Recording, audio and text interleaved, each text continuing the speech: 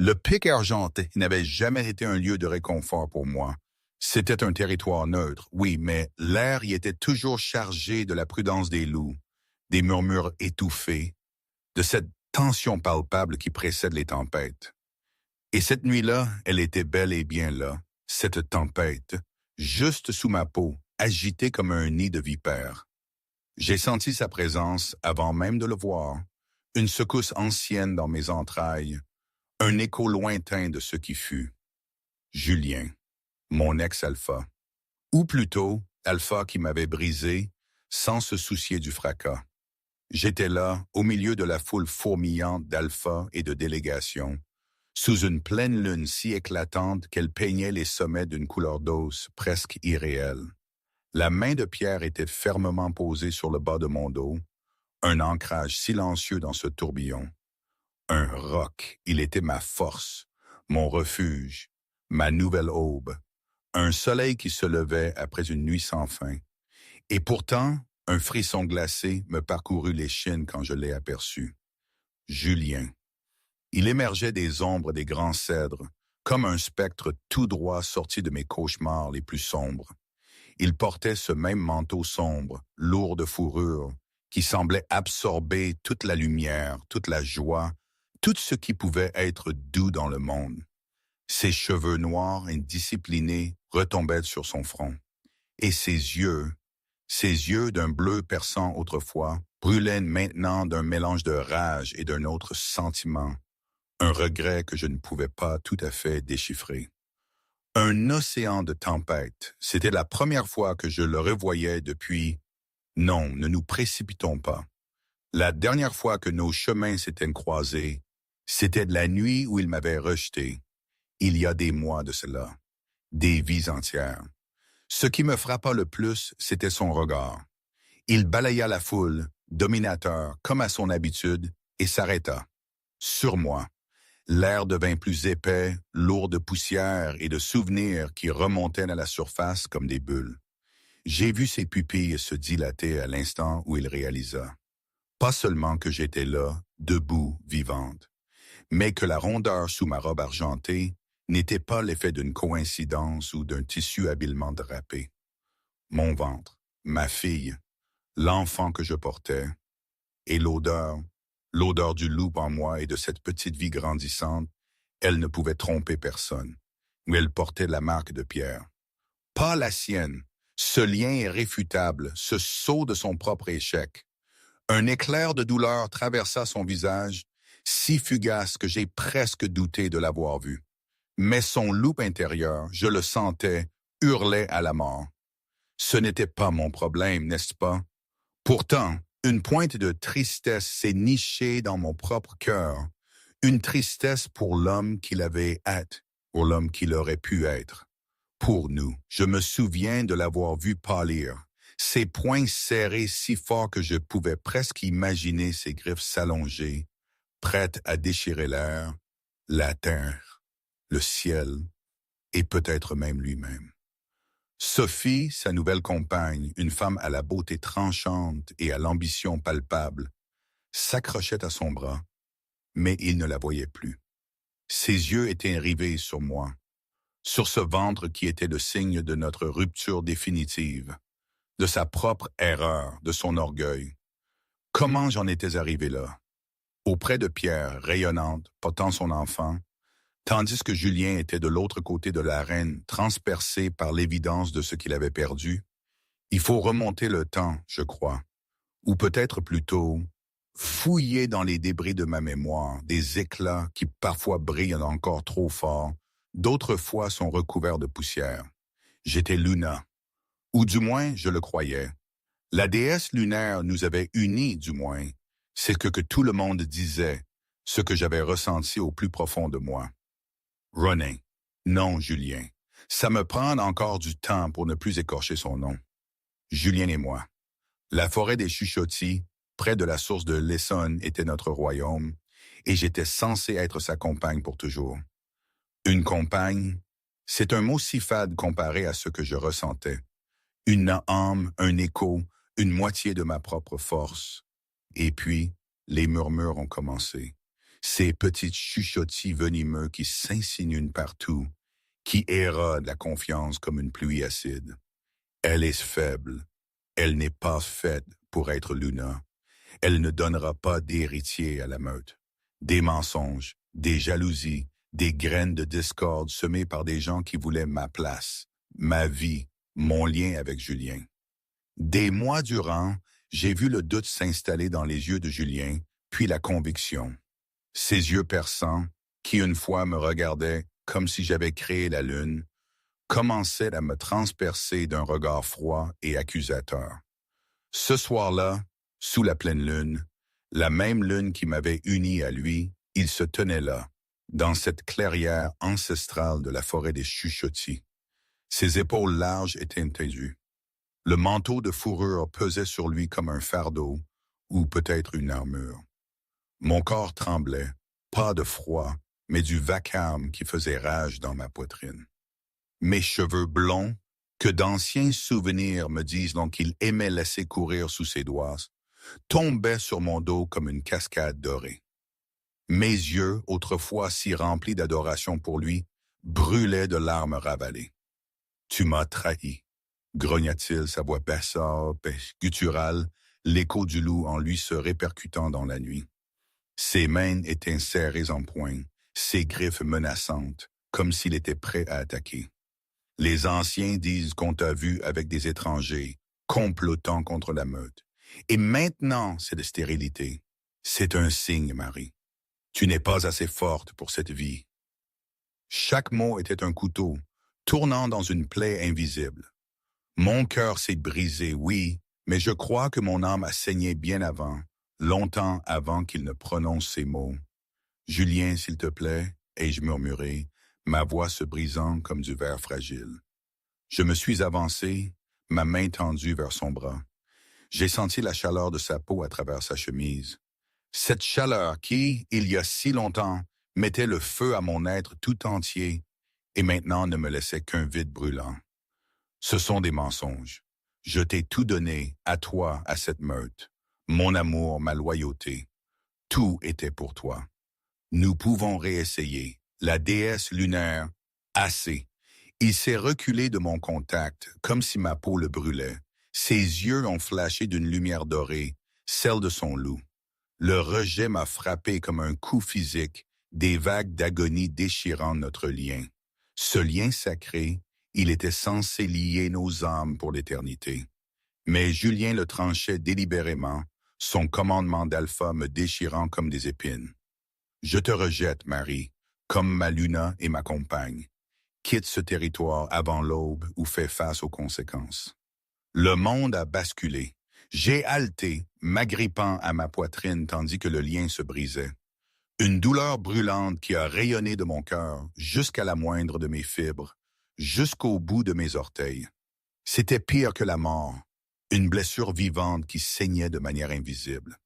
Les larmes ont coulé sur mes joues, brûlantes, incessantes, mais j'ai relevé le menton. J'ai puisé dans cette force tranquille que j'avais toujours cachée sous mon apparence douce, ma résilience héritée. Tu regretteras ça, Julien. Ai-je dit, ma voix étonnamment stable malgré la tempête qui faisait rage en moi. Un jour, tu verras ce que tu as gâché. Il m'a tourné le dos, le summum du mépris. Sa large silhouette se découpait contre la lune. Pars, a-t-il commandé, son ton teinté de finalité. J'ai entendu le craquement doux de mes pas sur les feuilles mortes alors que je m'éloignais, chaque pas une déchirure supplémentaire. Et une partie de moi, une partie enfouie, souffrante, a voulu le supplier, qu'il me retienne, qu'il me tire dans ses bras, qu'il me demande pardon. Mais j'ai écrasé ce désir. Pour la meute, me suis-je dit, pour ma propre survie, j'ai dû. Après cela, les mois ont défilé dans un flou d'amertume et de survie. J'ai erré, je crois. Je ne sais plus exactement où j'allais, ni comment j'ai tenu. Les souvenirs de cette période sont comme des éclats de verre, brillants mais douloureux, dangereux. Des forêts inconnues, des regards méfiants, des nuits froides où j'étais si seul que l'écho de mon propre battement de cœur me paraissait étranger. J'avais oublié mon ancienne vie, ou du moins, j'avais essayé de toutes mes forces. Il fallait survivre, reconstruire, un pas après l'autre. Le passé, c'était un pays étranger où j'avais habité trop longtemps, un pays dont j'avais déchiré le passeport. Parfois, quand le silence de la nuit enveloppait ma nouvelle vie avec Pierre, mes pensées s'éloignaient, loin des meutes, des alphas, des prophéties lunaires. Elles dérivaient vers ma petite enfance, dans ce village niché au bord de la Drôme provençale, bien avant que je ne sois même consciente de mon héritage de Louvre. Je me souviens de ma grand-mère, ses mains calleuses et l'odeur de lavande et de Tim qui émanait d'elle. Elle me disait toujours, avec un sourire doux et des yeux pleins de sagesse, « Ma petite, la vraie force ne rugit pas. » Elle murmure, « Elle est dans la terre qui nourrit, pas dans l'épée qui tranche. » À l'époque, je ne comprenais pas. Mais chaque jour passé loin de Julien, chaque instant de paix trouvé aux côtés de Pierre, me rapprochait un peu plus de la compréhension de ces mots anciens. Une douceur tranquille, une résilience invisible. Voilà ce qu'elle m'avait appris. Le pouvoir de ne pas plier, même sous les vents les plus violents. J'ai trouvé la meute de l'ombre un peu par hasard, je crois, ou par un coup de pouce de cette déesse lunaire que Julien avait si facilement reniée. Un hiver rigoureux, une fin tenace et une piste inattendue. Pierre. Son aura était différente de celle de Julien. Moins brute, plus enveloppante. Pas moins puissante, non, mais une puissance qui invitait à la confiance plutôt qu'à la soumission. Au début, j'étais une ombre parmi les ombres, une étrangère méfiante de la moindre gentillesse. Mais Pierre n'a pas poussé. Il a simplement offert. Son silence était un refuge. Sa présence une guérison lente mais certaine. Il était grand et élancé, avec des cheveux noirs striés d'argent, un peu comme le givre sur les rochers du Pic d'Aigle dans le Massif central. Ses yeux étaient comme des mers orageuses, mais avec une profondeur qui me parlait d'une compréhension que peu d'autres possédaient. Sa réputation de génie stratégique le précédait, mais moi je voyais l'homme sous le chef. L'homme qui me regardait avec une tendresse, une intimité protectrice que je n'avais pas osé espérer retrouver. Attendez une minute, il faut que je m'arrête là, juste un instant. Parce que, soyons honnêtes, toute cette histoire, ces meurtres, ces alphas, ces rejets sous la lune, ces destins que la déesse lunaire est censée tisser, c'est quand même d'une absurdité incroyable, vous ne trouvez pas?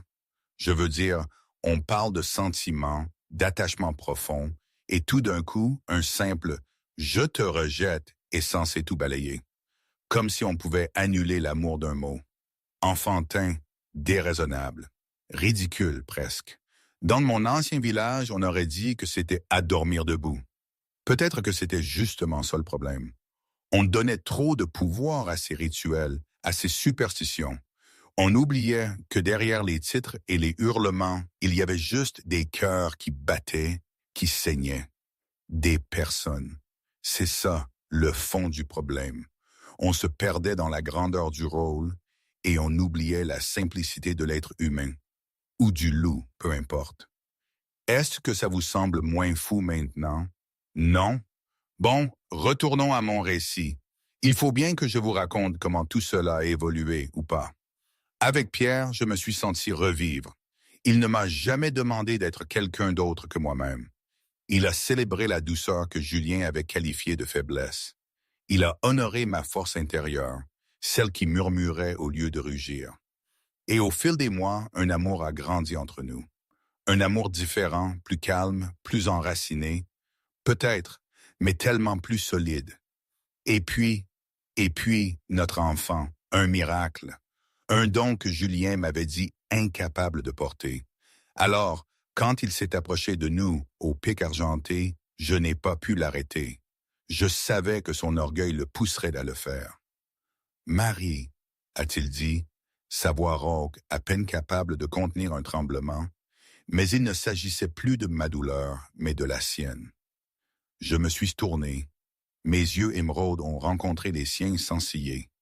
Il n'y avait pas de haine là, non, plutôt une tristesse lointaine, comme regarder une vieille photographie défraîchie. Une image de ce qui aurait pu être, mais qui n'était plus. Julien, ai-je répondu doucement, ma main se posant instinctivement sur mon ventre rond.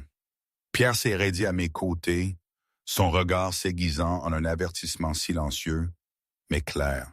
« Tu es enceinte », a réussi à articuler Julien, les mots ayant le goût de la cendre dans sa bouche. Ses yeux sont tombés sur ma protubérance, imaginant la vie à l'intérieur.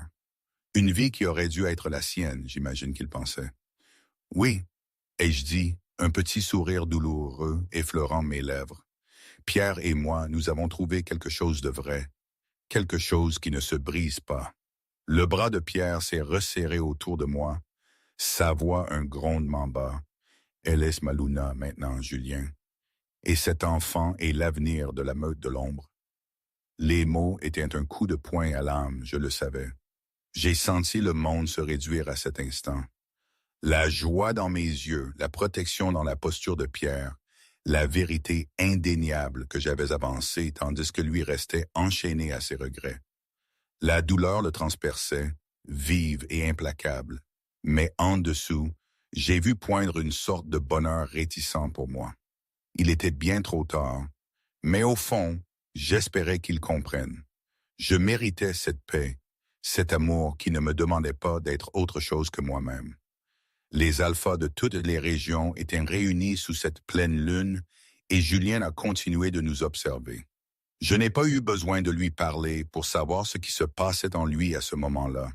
Je connaissais ses failles, ses profondeurs. Il était de ces hommes qui se retranchent dans leur rage quand ils sont brisés. Et en le voyant s'éloigner après cette confrontation, je pouvais presque imaginer le chemin qu'il allait prendre, pas à pas. Il allait s'enfermer, se punir, peut-être même, chercher à oublier dans les bras de Sophie, dont le regard, quand je le croisais, était si acéré qu'il aurait pu trancher l'air. Elle, je crois, devait se sentir aussi blessée par son inattention que lui par ma présence. Elle devait le regarder se consumer, et cela devait la consumer elle aussi. C'est ce qui s'est passé, me dit Pierre, bien plus heureux, un soir d'hiver où nous étions blottis près du feu. Pierre était revenu de la forêt des Chuchotis, où il avait dû rencontrer certains anciens pour des raisons diplomatiques. Il avait vu Julien, pas directement. Il l'avait aperçu à travers les yeux d'Étienne, l'ami loyal de Julien, qui s'inquiétait pour son alpha. Étienne avait raconté comment Julien, après notre rencontre au Pic Argenté, s'était isolé. Il est resté au bord de la cascade gelée, avait rapporté Étienne à Pierre. Il s'est frappé le poing sur la roche, il saignait. Il était détruit, son loup hurlait à l'intérieur. Pierre m'a dit qu'il avait vu la même souffrance dans les yeux de Julien ce jour-là, au Pic Argenté. Il était comme un homme qui regardait son propre cœur saigner devant lui, Marie. Pas de haine dans son regard envers toi, plutôt une immense perte. Ce que Pierre ne savait pas, c'est que mes souvenirs étaient hantés par les moments de notre passion, les moments où Julien n'était pas l'alpha mais l'amant.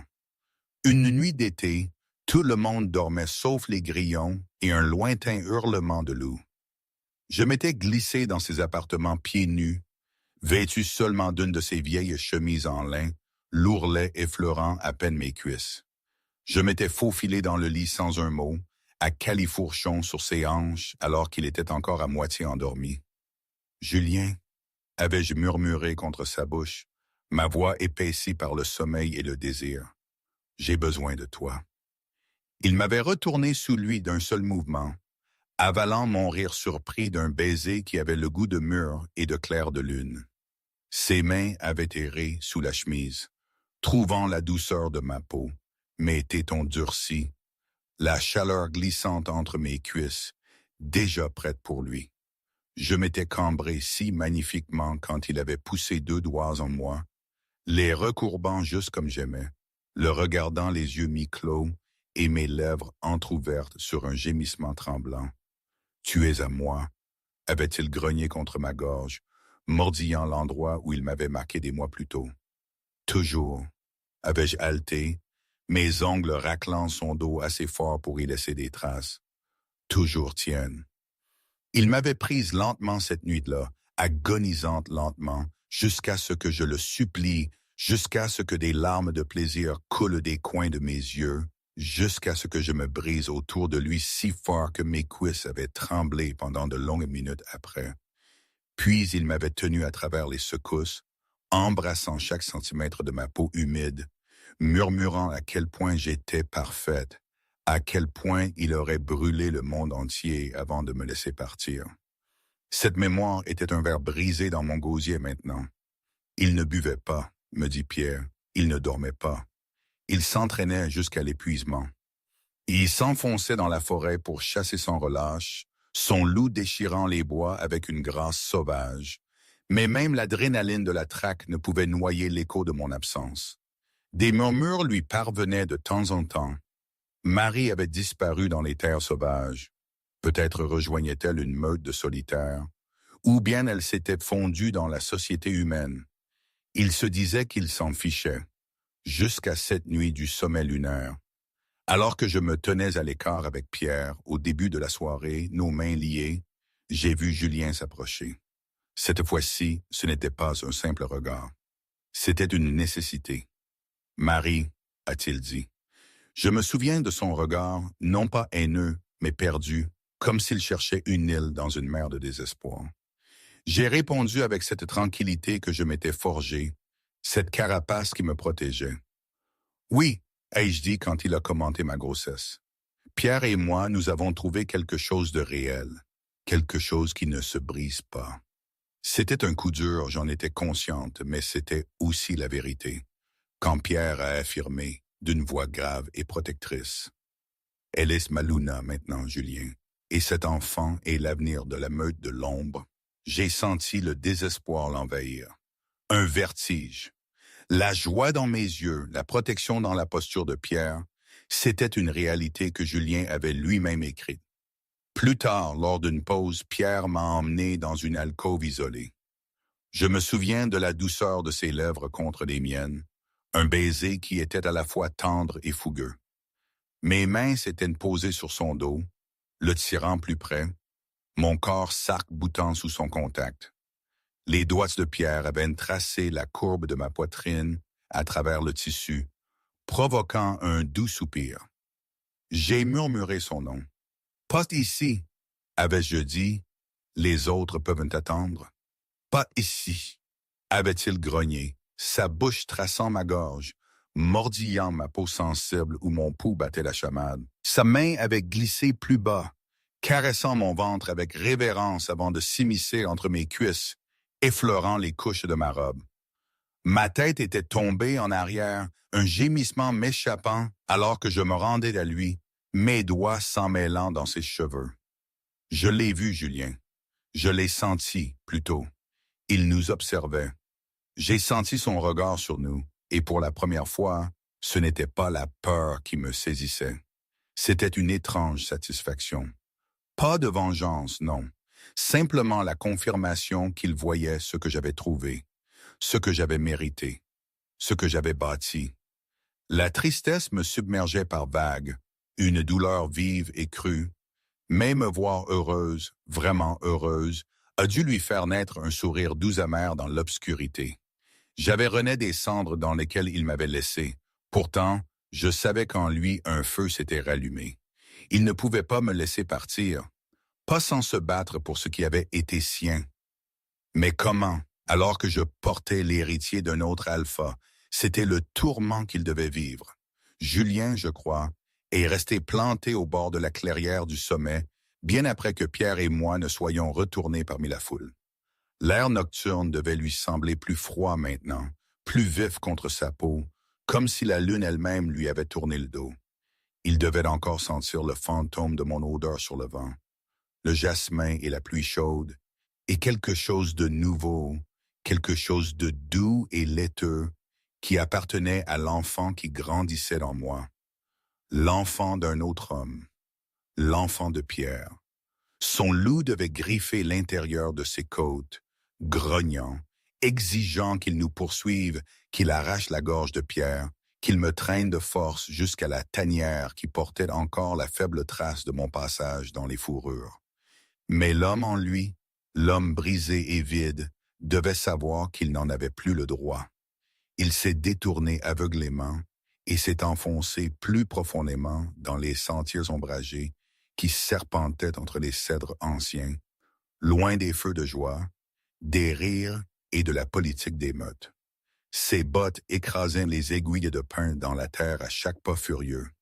Il ne s'est pas arrêté avant d'atteindre une petite cascade gelée qui déversait des fils d'argent sur la roche noire. Là, il s'est agenouillé, a pressé son front contre la pierre glacée et a laissé le premier vrai sanglot déchirer sa poitrine depuis la nuit où il m'avait rejeté. C'était un son horrible, animal, un son qu'aucun alpha ne devrait jamais faire. Il devait me revoir dans l'obscurité derrière ses paupières. Pas la Luna radieuse et enceinte se tenant aux côtés de Pierre, mais la femme qu'il avait autrefois tenue chaque nuit. Le souvenir devait revenir sans pitié, le consumant. Il a dû frapper le rocher à côté de sa tête.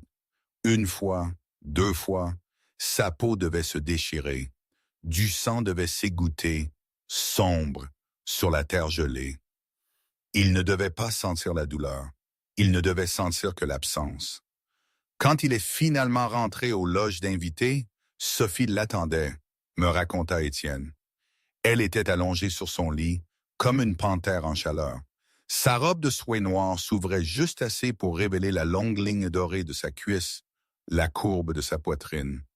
Ses lèvres pourpres s'étaient recourbées quand elle avait vu le sang sur ses phalanges. « Nuit difficile, mon Alpha », avait-elle ronronné, glissant hors du lit et se dandinant vers lui. Julien n'avait rien dit. Elle s'était approchée quand même, ses doigts glissant le long de sa poitrine, ses ongles accrochant le tissu. « Laisse-moi arranger ça. » Il avait attrapé son poignet avant qu'elle ne puisse glisser plus bas. « Non », avait-il râlé. Les yeux de Sophie s'étaient rétrécis, mais le sourire n'avait jamais quitté sa bouche. « Tu penses encore à elle ?» Il n'avait pas répondu. Elle avait ri doucement, d'un rire cruel et complice. Elle est partie, Julien, enceinte du petit d'un autre mâle, et tu es là, saignant pour un fantôme. Quelque chose en lui devait se briser. Il l'avait repoussé contre le mur, sans ménagement. Son souffle s'était coupé, non par peur, mais par excitation. Sophie aimait ça. Toujours. Sa bouche avait écrasé la sienne, plus punition que passion. Elle avait gémi, ses jambes s'écartant instantanément, tandis qu'il relevait sa cuisse autour de sa hanche, sa main s'immisçant entre eux, la trouvant déjà mouillée, déjà prête. Il n'avait pas pris la peine d'être doux. Deux doigts s'avaient plongé en elle, fort et rapidement, se recourbant jusqu'à ce qu'elle crie contre son épaule. Oui, plus fort. Il lui avait donné ce qu'elle voulait. Il l'avait prise contre le mur avec des coups brutaux, punitifs, ses ongles traçant des sillons sanglants sur son dos, ses dents s'enfonçant dans son cou. Elle était venue rapidement et bruyamment, frissonnant autour de lui, hurlant son nom comme un chant de victoire. Il l'avait suivie quelques instants plus tard, se répandant en elle avec un gémissement guttural qui ressemblait plus à une défaite qu'à une libération. Quand ce fut fini, il s'était retiré et s'était éloigné. Sophie avait glissé le long du mur, les jambes tremblantes, la poitrine haletante. Elle l'avait regardé avec des yeux brillants. « Tu ne m'as même pas regardé », avait-elle dit doucement. Julien lui avait tourné le dos, appuyant ses deux mains sur la table. « Sors ». Elle avait ri une fois, court, amère, puis avait rassemblé sa robe et était partie sans un mot de plus. Il était resté seul dans l'obscurité, respirant difficilement, détestant l'odeur du sexe et de la honte qui s'accrochait à sa peau. Le sommeil avait refusé de venir. Au lieu de cela, il avait rêvé. Il avait rêvé de moi dans une prairie éclairée par la lune, nue à l'exception du clair de lune sur ma peau. Mon ventre était rond et plein, rayonnant doucement. Je lui avais souri. Pas le sourire distant et poli de cette nuit-là, mais l'ancien sourire, celui qui le défaisait complètement autrefois. Il était tombé à genoux devant moi. « Je suis désolé », avait-il murmuré, sa voix se brisant. « J'ai eu tort, j'ai tellement eu tort. J'avais tendu la main, mes doigts s'entremêlant doucement dans ses cheveux. « Je sais, avais-je dit doucement, mais je suis heureuse maintenant. » Il avait pressé son front contre la douce protubérance de mon ventre, sentant le faible battement de vie en dessous. Pas sa vie, pas son avenir. Pourtant, il avait embrassé la peau tendue là, avec une révérence douloureuse. « Je t'aime », avait-il soufflé contre ma peau. « Je t'aimerai toujours. » Ma main s'était resserrée dans ses cheveux presque douloureusement. « Alors laisse-moi partir, Julien, » avais-je murmuré. Il s'était réveillé avec un halètement, la poitrine soulevée, en sueur, les larmes déjà séchant sur ses tempes. La chambre était vide. Le feu s'était éteint en braise. Et quelque part à des kilomètres, je dormais dans les bras de Pierre, en sécurité, aimé et portant l'avenir qu'il ne toucherait jamais. De l'autre côté de la vallée, dans les loges de la meute de l'ombre, je me suis agité. Pierre l'a senti instantanément, son bras se resserrant autour de ma taille, me tirant plus près contre sa poitrine. « Mauvais rêve » a-t-il murmuré, ses lèvres effleurant le lobe de mon oreille. J'ai secoué la tête, mais mes doigts ont trouvé les siens et les ont serrés. Juste des souvenirs, ai-je murmuré. Pierre m'a doucement roulé sur le dos, se hissant au-dessus de moi dans l'obscurité. Le clair de lune peignait des traînées d'argent sur ses épaules, sa poitrine, la ligne acérée de sa mâchoire. « Dis-moi ce dont tu as besoin », a-t-il dit, sa voix grave et rauque de sommeil et de dévotion. J'ai levé les yeux vers lui et j'ai senti la dernière déchirure de la vieille douleur s'apaiser.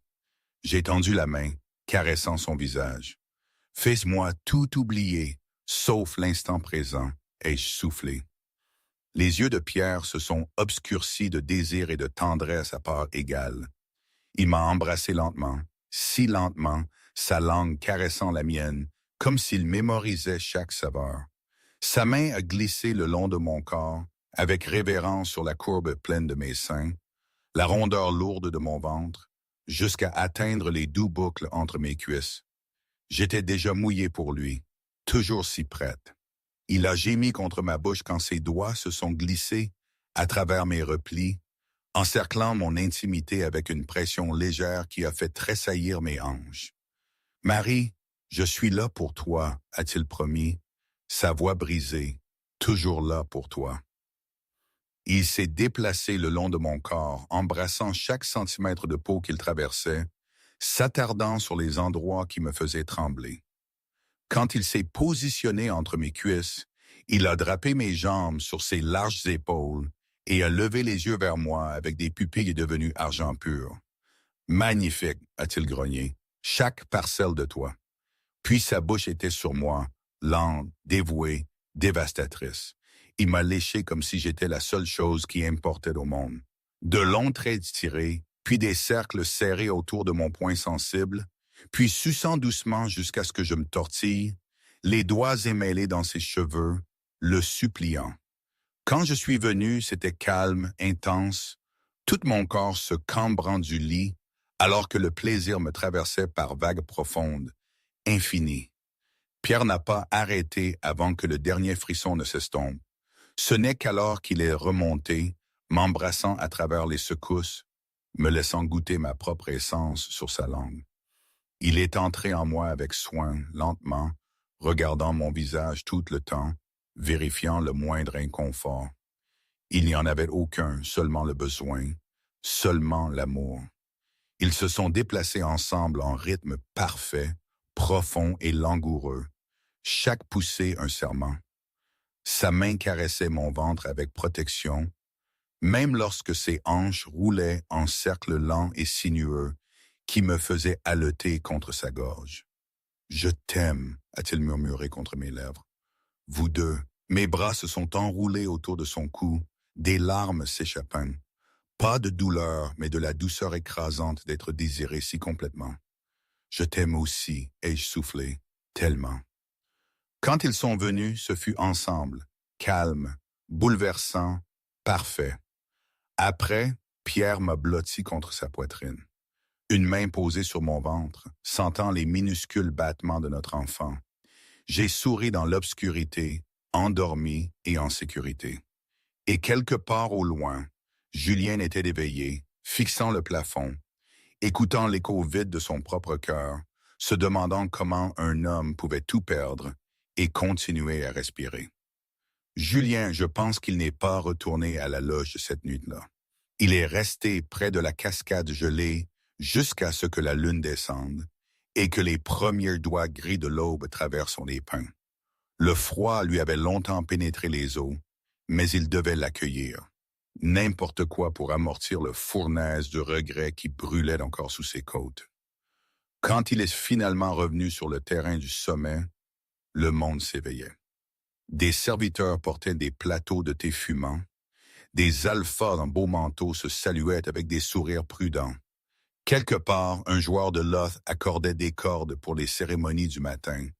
La vie continuait, indifférente, implacable. Il devait se sentir comme un fantôme se déplaçant parmi les vivants. Il a évité les chemins principaux. Il est resté sur les sentiers plus calmes qui bordaient des rassemblements. Capuche baissée jusqu'à ce qu'il atteigne un petit belvédère taillé à flanc de montagne.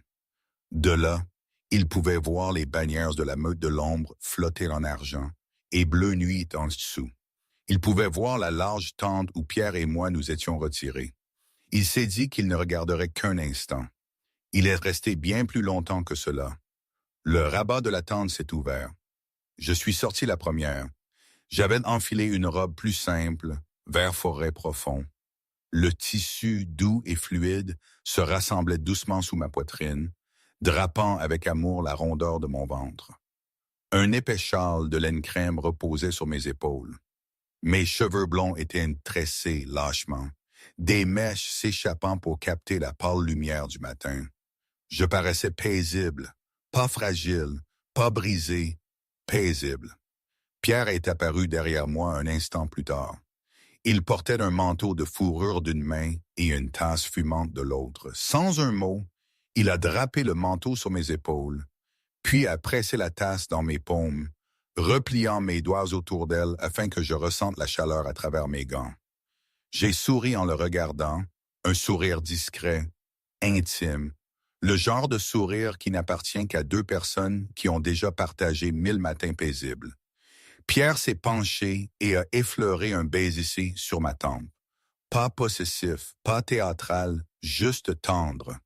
La gorge de Julien devait être serrée. Je me souvenais de matins comme ça avec lui. Je me levais parfois avant lui. Je sortais du lit, m'enveloppais dans son manteau parce qu'il sentait son odeur, puis je revenais avec 2 tasses de thé. Je me glissais de nouveau sous les fourrures, pressais mes pieds froids contre ses mollets juste pour l'entendre grogner en feignant de se plaindre, puis je m'installais contre sa poitrine pendant que nous regardions le ciel s'éclaircir par la fenêtre. Je traçais des motifs distraits sur son avant-bras et murmurais « Dis-moi quelque chose de vrai aujourd'hui. » Et il me disait de petites vérités, des vérités folles, des vérités dangereuses, parce qu'avec moi les mots ne semblaient jamais pesants. Maintenant, je me tenais dans le manteau d'un autre mâle, tenant le thé d'un autre mâle, écoutant un autre mâle me murmurer quelque chose de doux et d'intime contre mes cheveux, et je souriais de la même manière. Julien a dû se détourner si brusquement qu'il a failli perdre pied sur la pierre glissante de givre. Il a marché sans direction jusqu'à se retrouver au bord des terrains neutres, là où la forêt était dense et sauvage. Il s'est appuyé contre l'écorce rugueuse d'un vieux cèdre et a fermé les yeux. Le souvenir est revenu plus doux cette fois, presque doux dans sa cruauté. C'était la nuit après notre cérémonie d'union. La meute avait festoyé et dansé jusqu'à ce que les étoiles commencent à pâlir. Quand le dernier invité est finalement parti, j'avais pris sa main et l'avais conduit au bord de la rivière où le clair de lune transformait l'eau en argent fondu.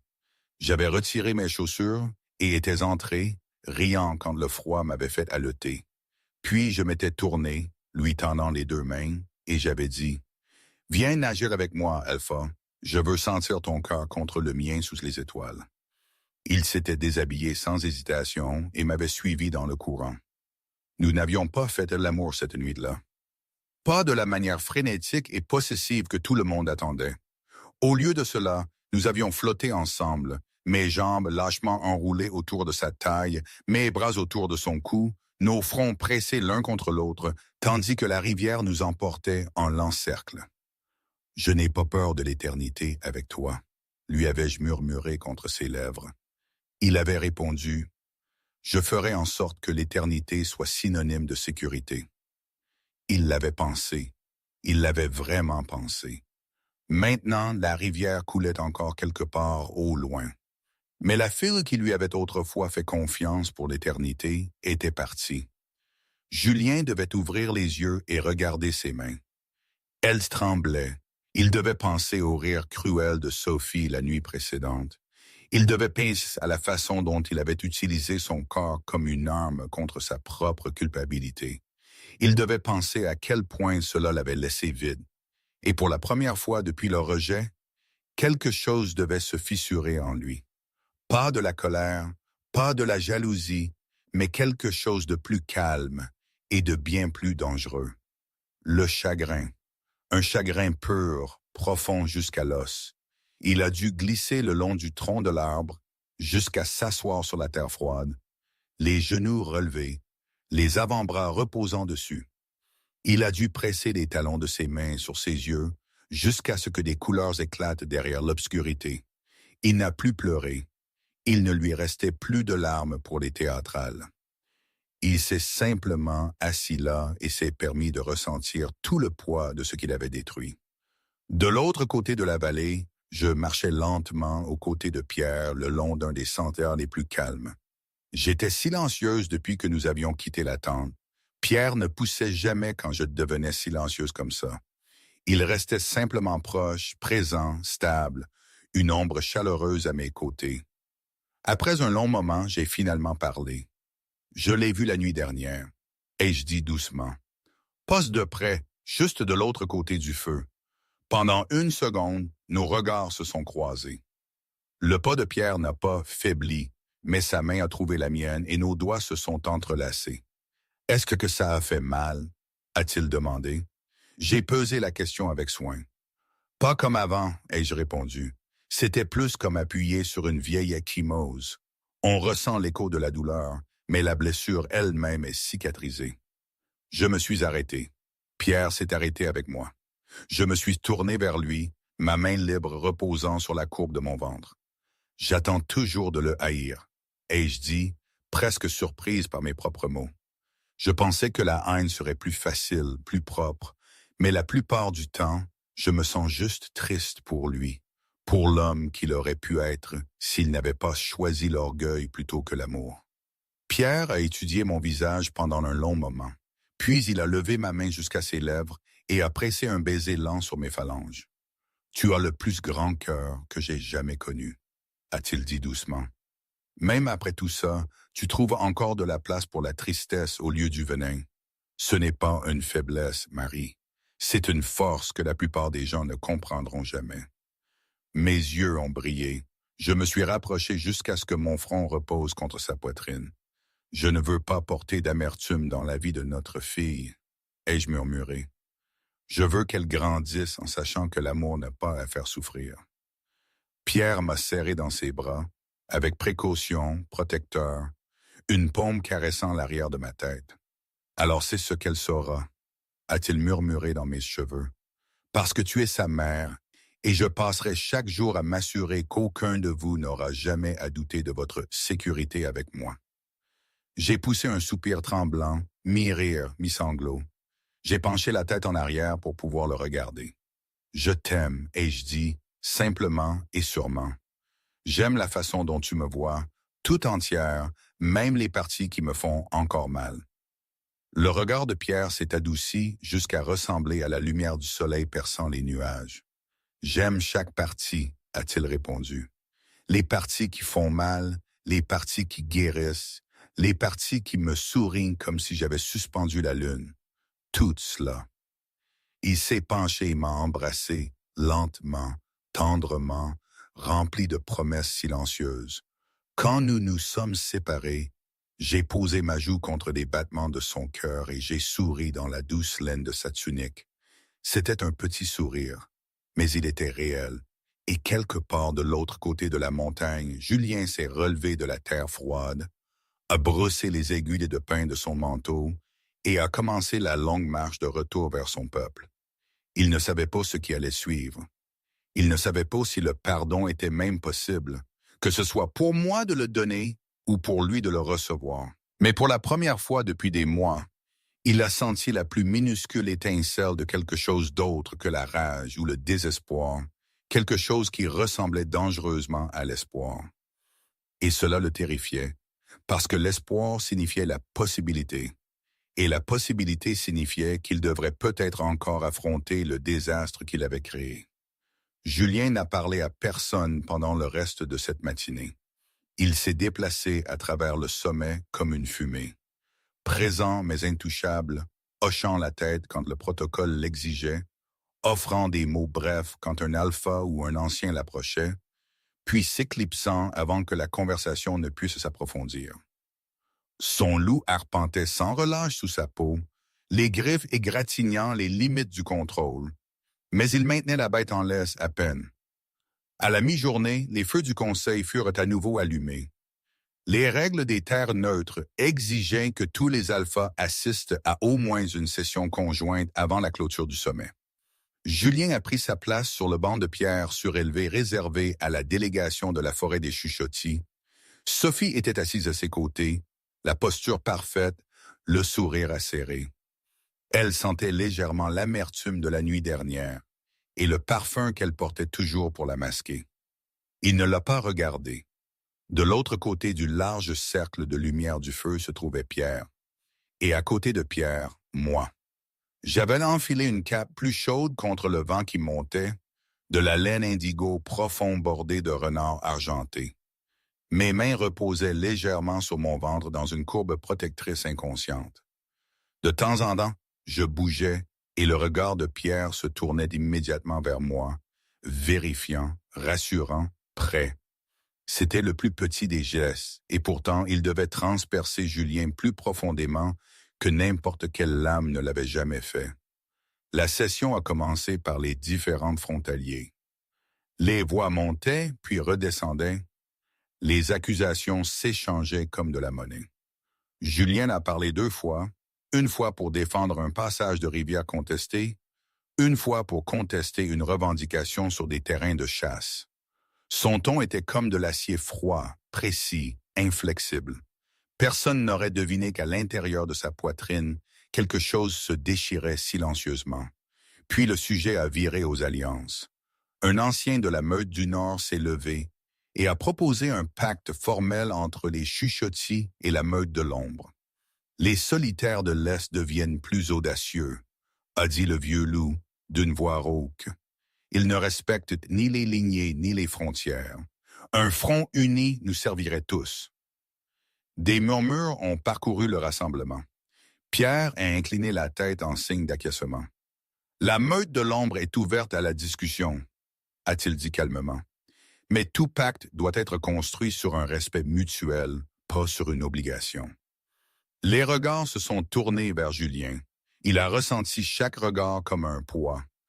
La main de Sophie a effleuré sa cuisse sous le pli de son manteau, un rappel silencieux de l'endroit où son avenir était censé se trouver. Il l'a ignoré. Il a regardé directement de l'autre côté du feu vers Pierre. Puis lentement, délibérément, son regard a glissé vers moi. Je n'ai pas oscillé. Je n'ai pas détourné le regard. Pendant un battement de cœur long et douloureux, nos yeux se sont croisés. Dans ce moment suspendu, Julien a dû voir tout ce qu'il avait essayé d'enterrer. La fille qui riait à perdre haleine quand il essayait de lui apprendre les appels de chasse de la meute. La femme qui tenait son visage entre ses mains après sa première vraie bataille et murmurait « Tu es revenu à moi ».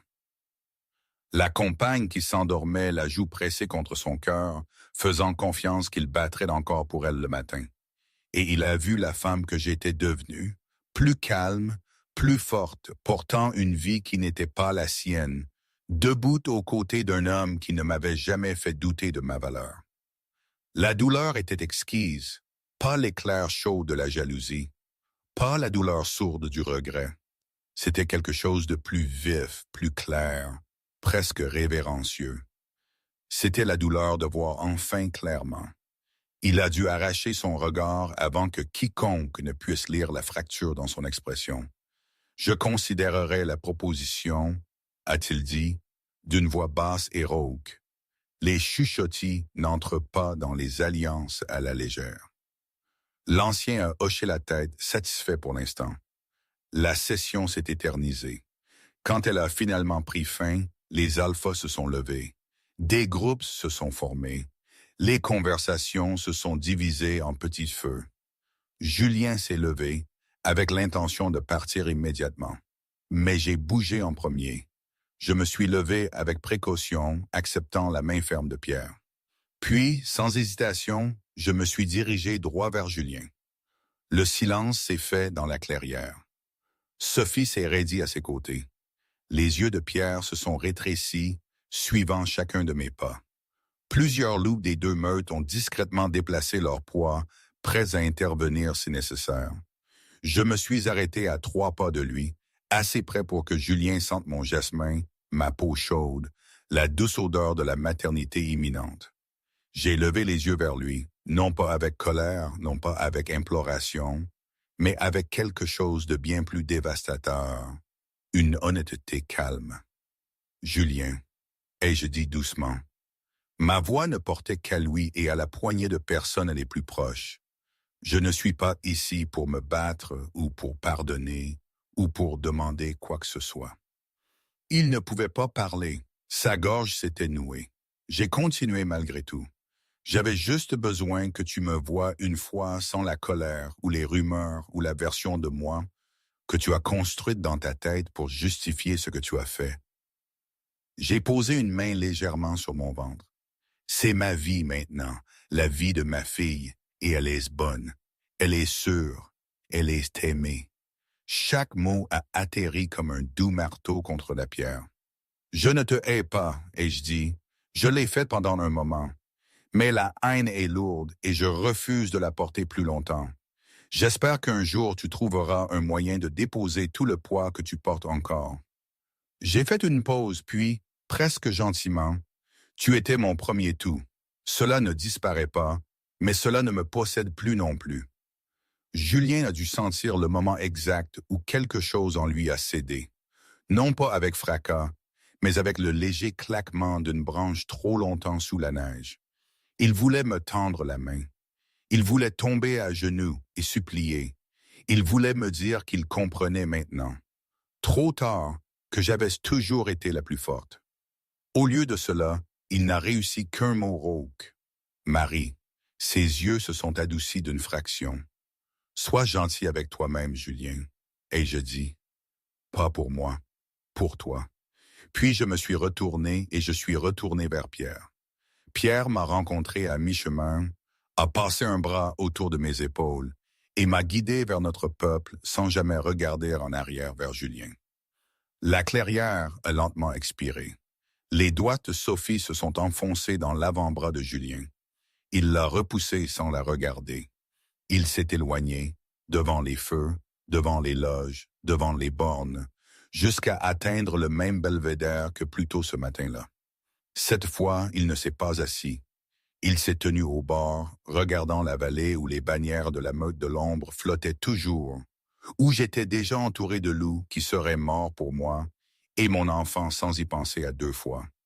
Le vent déchirait son manteau, ses yeux brûlaient, mais il n'a pas pleuré.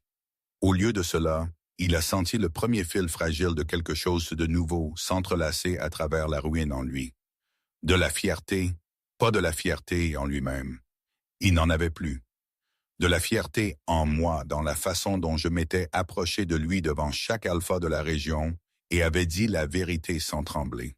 Dans la façon dont je protégeais ma paix avec la même férocité que d'autres loups utilisaient pour protéger les frontières, dans la façon dont j'avais choisi la joie plutôt que la vengeance. Il détestait de n'avoir aucune part à cette joie. Et pourtant, une petite partie meurtrie de lui était reconnaissante qu'elle existe, que j'existe, que je l'ai survécu. Julien a fermé les yeux et a laissé le vent le purifier. En dessous, dans la vallée, je m'étais penché la tête contre l'épaule de Pierre, tandis que nous regardions la lumière de l'après-midi dorer la vallée. J'ai senti le bébé bouger, fort, insistant, vivant. Un petit pied pressé contre ma paume. J'ai souri petite et lumineuse. Pierre a senti le changement dans ma respiration et a baissé les yeux. « Tout va bien ?» a-t-il murmuré. J'ai hoché la tête. « Tout va bien se passer » ai-je murmuré. Et pour la première fois depuis très longtemps, je l'ai cru de tout mon cœur. Au-dessus d'eux, sur la crête, Julien a rouvert les yeux. L'horizon s'étendait large et impitoyable. Il a pris une lente inspiration, puis une autre, et a commencé la longue descente de la montagne. Julien n'a pas atteint le fond du sentier de montagne avant que le soleil de l'après-midi ne commence à filtrer en rayons dorés à travers les arbres. Les terrains du sommet étaient animés de mouvements, des délégués chargeant leurs chevaux, des serviteurs roulant des bannières, des rires et des adieux flottant sur le vent. Il s'est déplacé parmi eux comme une ombre, invisible, intouchée, jusqu'à atteindre le campement des chuchotis. Il n'est pas entré dans sa propre tente.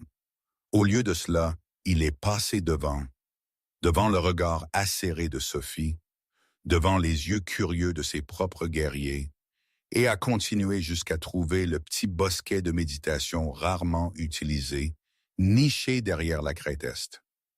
Une seule pierre plate se trouvait au centre, polie par des générations de loups qui venaient là pour penser, pour pleurer, pour décider. Il s'est laissé tomber dessus maintenant. Pendant longtemps, il a simplement respiré, inspiré, expiré, inspiré, expiré. Chaque souffle portait la même question qu'il avait évitée depuis que je l'avais quitté près du feu du conseil. Et maintenant, la réponse ne venait pas clairement. Il n'y avait pas de chemin propre à suivre, aucun geste héroïque qui pourrait effacer ce qu'il avait fait. Seulement des fragments, des morceaux disparates et coupants d'une vie qu'il avait brisée de ses propres mains. Il pensait au destin, il pensait au choix, il pensait à la façon dont la déesse lunaire était censée tisser des unions parfaites, des liens incassables, et à la façon dont il avait pris des ciseaux pour le fil. Un rameau s'est cassé derrière lui. Julien ne s'est pas tourné, il connaissait déjà l'odeur. « Tu saignes », a dit la voix basse et familière d'Étienne, son second et son plus vieil ami. Julien a baissé les yeux. Ses phalanges, encore à vif de la cascade 2 nuits plus tôt, s'étaient rouvertes quelque part pendant la descente de la montagne. Du sang frais maculait la pierre. Il a haussé les épaules. Étienne est apparu et s'est accroupi devant lui, les avant-bras posés sur ses cuisses. Ses yeux sombres ont scruté le visage de Julien avec le genre de patience tranquille qui ne venait qu'après des années à avoir été témoin de toutes les versions de l'homme devant lui. Brève, furieux, en deuil, perdu. « Tu as l'air d'un mort vivant », a dit Étienne simplement. Julien a eu un rire court et sans humour. C'est assez précis. Étienne n'a pas souri en retour. Au lieu de cela, il a posé la question que personne d'autre n'avait osé poser depuis le rejet. « Tu l'aimes toujours ?» Les mots ont atterri comme un gant jeté. La mâchoire de Julien s'est contractée. Il a fixé le sang sur ses mains si longtemps qu'Étienne a commencé à penser qu'il ne répondrait pas. Puis, très doucement, « Je n'ai jamais arrêté. » La confession a été comme déchirer une plaie qui venait à peine de commencer à croûter. Étienne a expiré par le nez. Alors pourquoi diable l'as-tu jeté? Julien a enfin levé les yeux.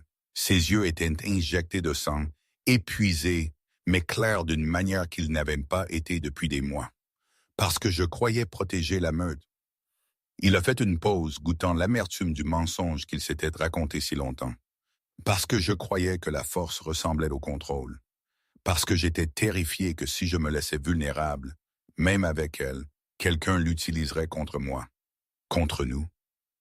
Il a de nouveau détourné le regard vers la vallée où les loups de la meute de l'ombre se déplaçaient déjà en colonne ordonnée, et parce que j'étais assez arrogant pour penser que je savais mieux que la déesse lunaire. Étienne est resté silencieux pendant plusieurs battements de cœur. Puis il a dit, « Tu t'es trompé. »« Je sais. »« Non, » a insisté Étienne. « Tu t'es trompé de manière catastrophique et elle en a payé le prix le plus élevé. » Julien a tressailli. « Mais, » a continué Étienne, plus doucement maintenant, « elle ne paye plus. Regarde-la, Julien. Vraiment, regarde. Elle ne boite pas. Elle ne se cache pas. Elle marche à la tête haute avec un enfant dans le ventre et un mal qui déchirerait le monde avant de la laisser se faire blesser à nouveau. Cela n'est pas arrivé malgré ce que tu as fait. Cela est arrivé après ce que tu as fait. Elle s'est reconstruite pendant que tu étais encore occupé à te punir. » La gorge de Julien a travaillé. « Je ne sais pas comment vivre avec ça, » a-t-il admis. « Tu n'as pas à aimer ça, » a dit Étienne. « Tu dois juste l'accepter et ensuite décider quel genre d'homme tu veux être de l'autre côté de cette vérité. » Julien a fermé les yeux.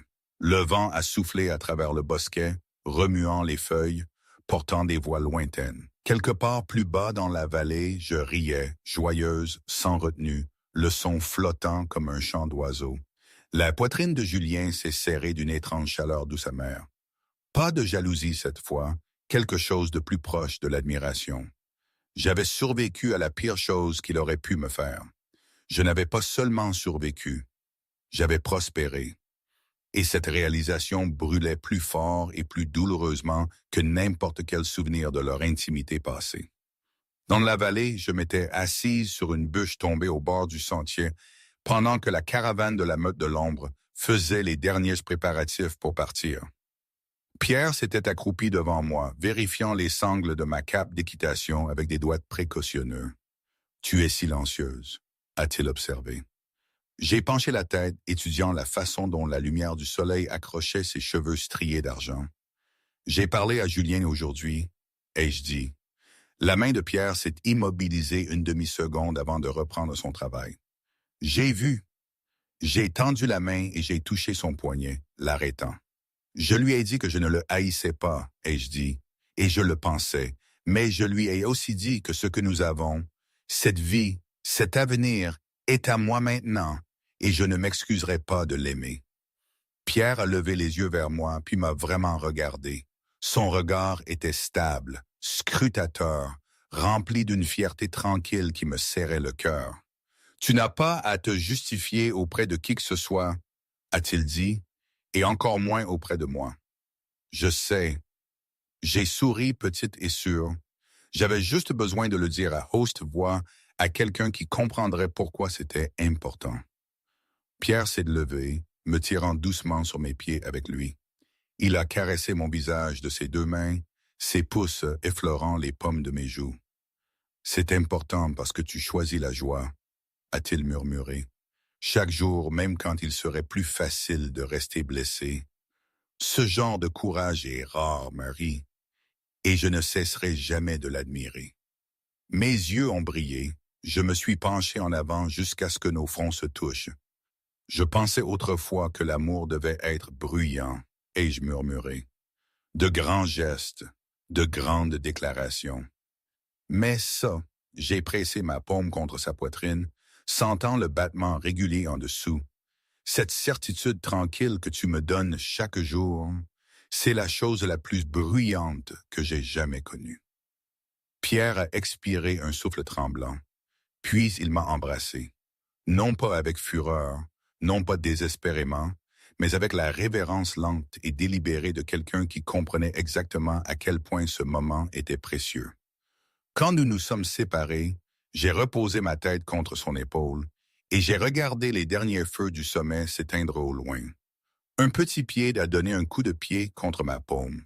J'ai souri dans la tunique de Pierre. « Elle est d'accord, » ai-je murmuré. Pierre a eu un petit rire rauque. « Bien sûr qu'elle l'est. C'est ta fille. » Au-dessus d'eux, Julien s'est finalement levé de la pierre de méditation. Il a regardé la vallée une dernière fois, a observé la colonne de la meute de l'ombre commencer à bouger, m'a vu m'installer avec précaution sur mon cheval avec la main ferme de Pierre dans mon dos, a observé la façon dont je tournais mon visage vers le soleil comme si je le buvais. Il a ressenti de nouveau la douleur, profonde, familière, presque réconfortante maintenant dans son honnêteté. Mais en dessous, autre chose vacillait. Pas encore l'espoir, non, mais la possibilité. La possibilité qu'un homme puisse perdre tout ce qu'il croyait le plus important et apprendre encore à devenir quelqu'un digne d'importance pour quelqu'un à nouveau. Il s'est détourné de la vallée, a fait le premier pas de retour vers son propre peuple, et pour la première fois depuis des mois, le poids sur ses épaules a semblé juste un peu plus léger. Pas disparu, jamais disparu, mais plus léger, et cela, il l'a décidé, suffisait pour continuer à marcher. Julien n'a pas quitté les lieux avec la colonne principale des chuchotistes cet après-midi-là. Il s'est attardé sur les terres du sommet bien après le départ de la plupart des délégations, donnant des ordres à Étienne par phrases courtes et sèches. Sécurise le sentier de l'Est. Double les éclaireurs le long de la frontière de la rivière. Assure-toi que les chariots de ravitaillement atteignent la forteresse avant de la tombée de la nuit. Des sujets routiniers, nécessaires, sûrs, tout pour empêcher son esprit de revenir à la seule image qui s'était gravée derrière ses yeux. Mon petit sourire lumineux, alors que j'étais blotti contre l'épaule de Pierre. La façon dont ma main reposait si naturellement sur la courbe de mon ventre pendant que je regardais le soleil dorer la vallée. Il s'est dit qu'il restait en arrière pour superviser le démantèlement final de leur camp. Il mentait. Il restait parce qu'il n'était pas prêt à quitter le dernier endroit où il m'avait vu respirer le même air. En fin d'après-midi, les terrains étaient presque vides. Seuls quelques traîneurs restaient, des serviteurs roulant des toiles, une paire de jeunes bêtas se disputant pour savoir qui devait porter la dernière caisse d'argent cérémoniel. Julien se tenait au bord de ce qui avait été le cercle du conseil fixant l'anneau de pierre noire où le feu central avait brûlé. Des pas s'approchaient derrière lui. Il n'a pas eu besoin de se retourner pour savoir qui c'était. Sophie s'est arrêtée à quelques pas. Elle avait enfilé des cuirs d'équitation de la couleur du sang frais. Ses cheveux noirs étaient insérés en une tresse sévère qui la rendait encore plus acérée, plus dangereuse. « Tu temporises », a-t-elle dit. Julien n'a pas répondu. Elle s'est rapprochée, assez près pour qu'il sente l'épice prononcée de son parfum superposé au faible musc de la frustration. « Tu penses que si tu attends assez longtemps, elle reviendra? » La voix de Sophie était basse, moqueuse, mais il y avait un tremblement en dessous. « Elle ne reviendra pas. Elle est partie. Elle porte son héritier. Elle t'a regardé aujourd'hui comme si tu n'étais déjà plus qu'un souvenir. » Les épaules de Julien se sont tendues. Sophie a ri une fois, un rire court, cassant. « Tu détestes ça, n'est-ce pas? Qu'elle n'ait plus besoin de toi. Qu'elle ne te déteste même pas assez pour te garder dans ses pensées. Tu n'es rien pour elle maintenant. Juste une leçon qu'elle a déjà apprise. » Les mots ont atterri comme des étincelles sur l'herbe sèche. Julien s'est retourné lentement. Ses yeux étaient très sombres, très immobiles. « Fais attention, Sophie. » Elle a levé le menton, défiante. « Ou quoi? Tu me rejetteras aussi. Tu me chasseras comme tu l'as chassé? » Elle a fait un pas de plus, sa voix tombant dans un murmure venimeux. « Tu crois que je ne vois pas comment tu la regardes? Comment tu la regardes encore? Comme si elle était la seule chose qui ait jamais compté. Comme si je n'étais qu'une commodité. » La mâchoire de Julien a fléchi. « Tu n'as jamais été une commodité, » a-t-il dit doucement. « Tu as été un choix.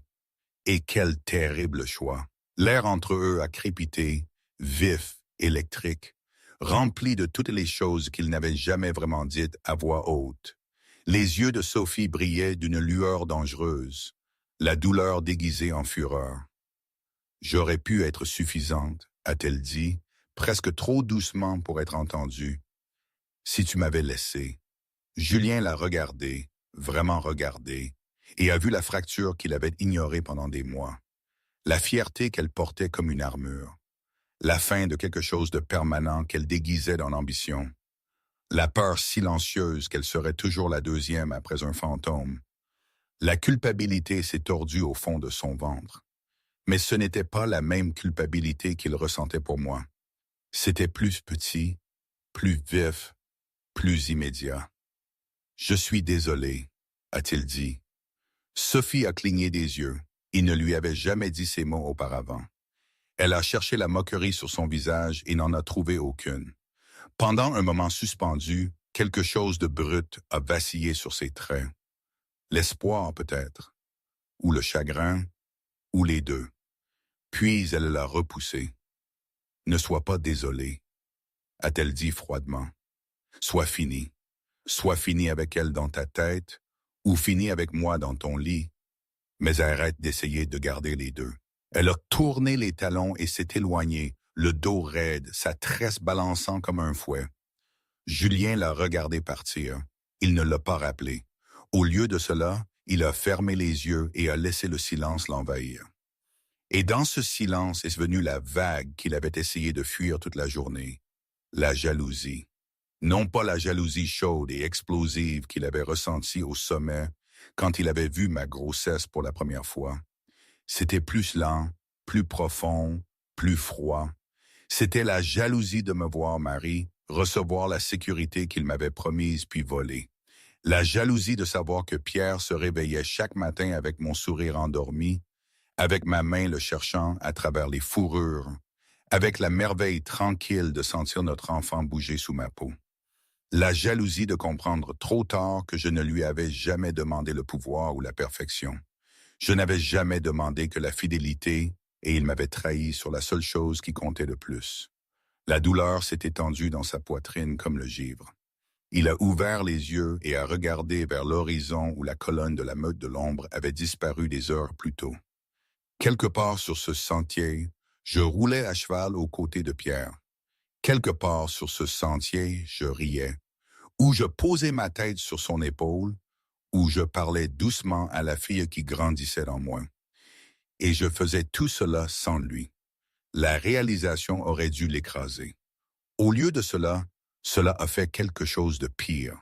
Cela lui a donné un désir féroce, douloureux, de devenir un homme qui pourrait être fier du bonheur que j'avais trouvé, même s'il n'y avait pas de place pour lui. Il voulait haïr Pierre pour avoir pris ce qui avait été sien. Mais plus que cela, il voulait que je ne connaisse plus jamais le genre de peur qu'il avait mis dans mes yeux la nuit où il m'avait rejeté.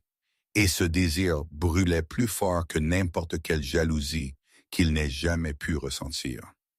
À des kilomètres devant, la caravane de la meute de l'ombre s'était arrêtée pour une brève pause près d'un large ruisseau peu profond. Je m'étais assise sur un rocher plat, mes bottes enlevées, les pieds dans l'eau froide, ma jupe relevée autour de mes mollets. Pierre s'était accroupi à mes quêtés, remplissant nos gourdes.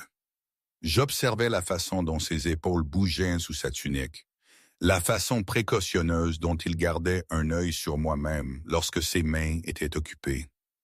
Un petit sourire discret courbait mes lèvres. Il l'a remarqué. « Quoi ?» a-t-il demandé, jetant un coup d'œil. « Rien », j'ai penché la tête. « Juste de la gratitude. » Pierre a posé la gourde et est venu s'asseoir à mes côtés. Il n'a pas demandé d'explication. Il n'en avait jamais eu besoin. Je me suis appuyé contre lui épaule contre épaule. Je pensais autrefois que la jalousie était la pire chose qu'un cœur puisse ressentir, ai-je dit doucement. Mais aujourd'hui, j'ai réalisé quelque chose de pire. Pierre a attendu. L'indifférence, ai-je fini. Si Julien m'avait regardé avec indifférence aujourd'hui, cela m'aurait fait plus mal que n'importe quelle colère. Pierre a tendu la main et a entrelacé ses doigts avec les miens. Il ne t'a pas regardé avec indifférence. Non, ai-je acquiescé doucement. Il m'a regardé comme s'il se noyait et j'étais la dernière rive qu'il verrait jamais. Le pouce de Pierre a tracé de lents cercles sur mes phalanges. Et qu'est-ce que cela t'a fait ressentir? J'ai expiré. Triste, ai-je dit, mais aussi libre. J'ai tourné mon visage vers lui, parce que j'ai réalisé que je n'ai plus à porter sa douleur. Je peux être triste pour lui sans la laisser vivre en moi. Pierre a levé ma main et a pressé ses lèvres à l'intérieur de mon poignet. « Tu es la personne la plus forte que j'ai jamais connue », a-t-il murmuré contre ma peau. J'ai souri, petite, réelle, un peu tremblante. Et tu es l'endroit le plus sûr que j'ai jamais trouvé. Ils sont restés assis ainsi pendant plusieurs longues minutes, les pieds dans le ruisseau, les mains jointes. Le bébé bougeant doucement entre eux comme un troisième battement de cœur silencieux. Au-dessus d'eux, un faucon a tournoyé une fois, deux fois, puis a volé vers l'ouest dans l'or profond de la fin d'après-midi. Et quelque part loin derrière, Julien est finalement monté sur la selle de son cheval qui l'attendait. Il n'a pas regardé en arrière. Il a poussé les talons en avant et a commencé la longue chevauchée vers la maison. Julien a atteint la forteresse des Murmures, le fief des Chuchotis près de Chamonix, 3 jours après la fin du sommet. Les portes se sont ouvertes pour lui en silence. Pas de trompette triomphante, pas de guerriers acclamant alignés sur les murs. Seulement le grincement régulier du fer et le bruit sourd des sabots sur la terre battue. La meute a senti le changement en lui avant même qu'il ne descende de cheval. Les loups ont baissé les yeux plus longtemps que d'habitude. Les voix se sont adoucies lorsqu'ils l'ont salué. Les regards s'attardaient avec des questions muettes qu'il n'osait pas exprimer. Il a tendu ses rênes à un palefrenier sans un mot et a traversé le grand hall, devant la longue table encore marquée par les festins de l'hiver dernier, devant l'âtre rugissant qui avait autrefois réchauffé mes rires, jusqu'au large escalier de pierre menant au quartier privé de l'Alpha. Il a refermé la lourde porte en chaîne derrière lui. Pendant un long moment, il est resté immobile au centre de la pièce. Tout était exactement comme il l'avait laissé.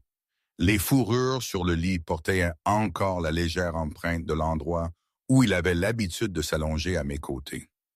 La boîte en bois sculptée sur la cheminée contenait encore le cordon tressé que j'avais autrefois attaché à son poignet lors de notre cérémonie d'union. La fenêtre encadrait toujours la même vue de la crête couverte de pin où nous courions ensemble à l'aube. Il s'est approché de la boîte, l'a ouverte avec des doigts précautionneux et a soulevé le cordon. Les fibres étaient douces, usées par des mois de frottement.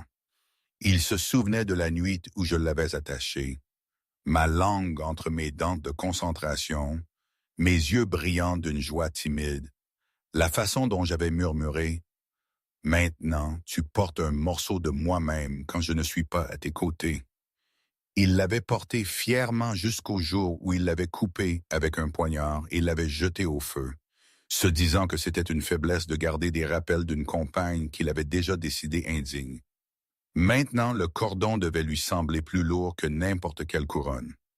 Julien a serré le poing autour et l'a pressé contre sa poitrine. Quelque chose s'est ouvert en lui, non pas avec violence, mais avec le lent abandon inévitable de la glace sous le soleil de printemps. Il s'est effondré sur le sol à côté du lit, le dos contre le cadre.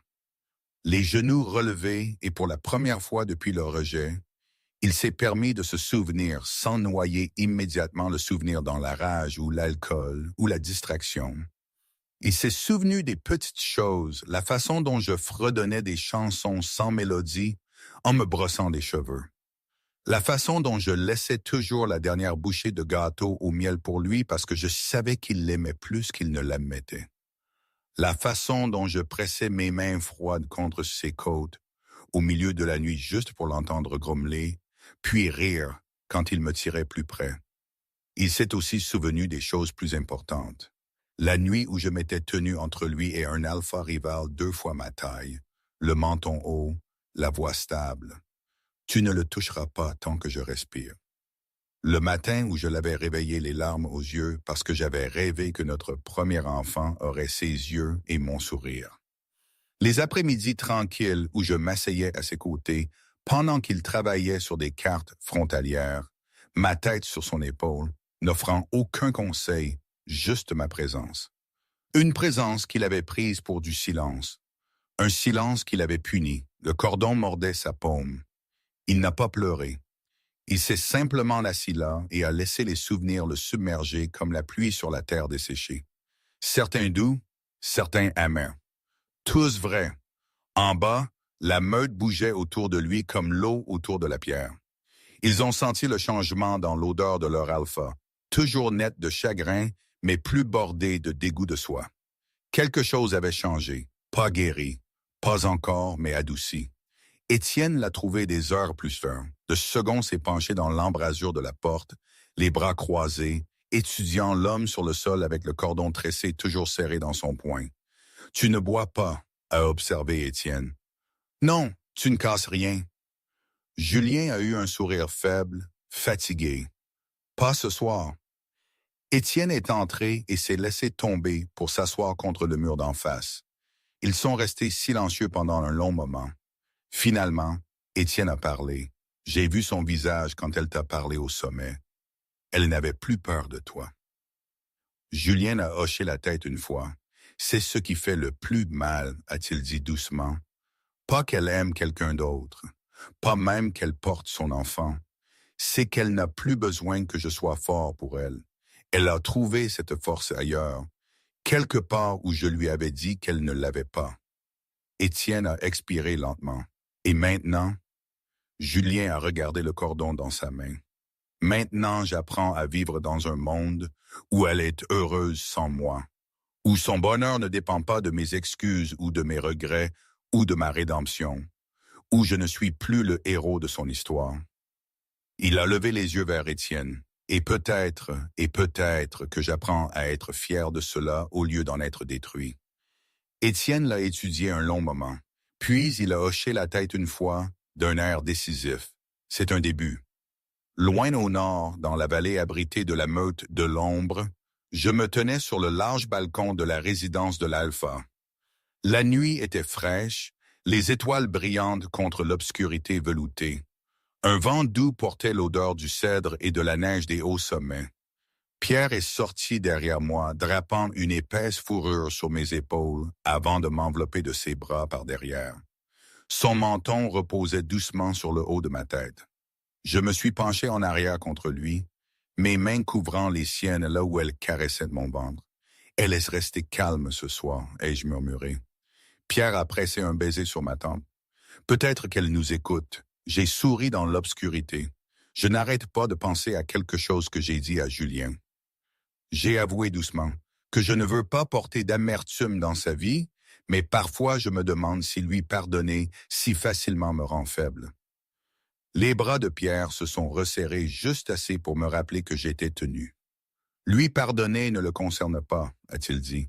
Il s'agit de refuser de laisser ce qu'il a fait définir le reste de tes jours.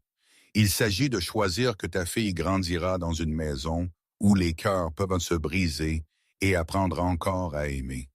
Je me suis tourné dans ses bras pour pouvoir voir son visage. Tu fais sonner le pardon comme du courage, ai-je murmuré, parce que c'en est. J'ai cherché ses yeux, stables, certains, remplis du même feu tranquille qui m'avait attiré à lui quand j'étais le plus brisé. Je ne regrette pas de l'avoir quitté, ai-je dit.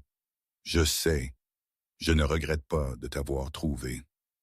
L'expression de Pierre s'est adoucie jusqu'à ressembler à la lumière du soleil perçant ses traits. Je ne regrette pas que tu m'aies laissé t'aimer, a-t-il répondu. Je me suis levé sur la pointe des pieds et j'ai effleuré ses lèvres.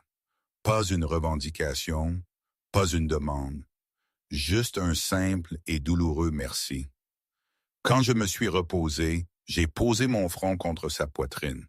Je crois qu'elle vient de donner un coup de pied, ai-je murmuré. La main de Pierre a glissé pour couvrir l'endroit. Ils sont restés ainsi longtemps, 2 battements de cœur et un tout petit 3e battant entre eux. Tandis que le vent chantait à travers les pins et que les étoiles regardaient en silence, et quelque part loin au sud, dans une pièce éclairée seulement par des braises mourantes, Julien s'est finalement levé du sol.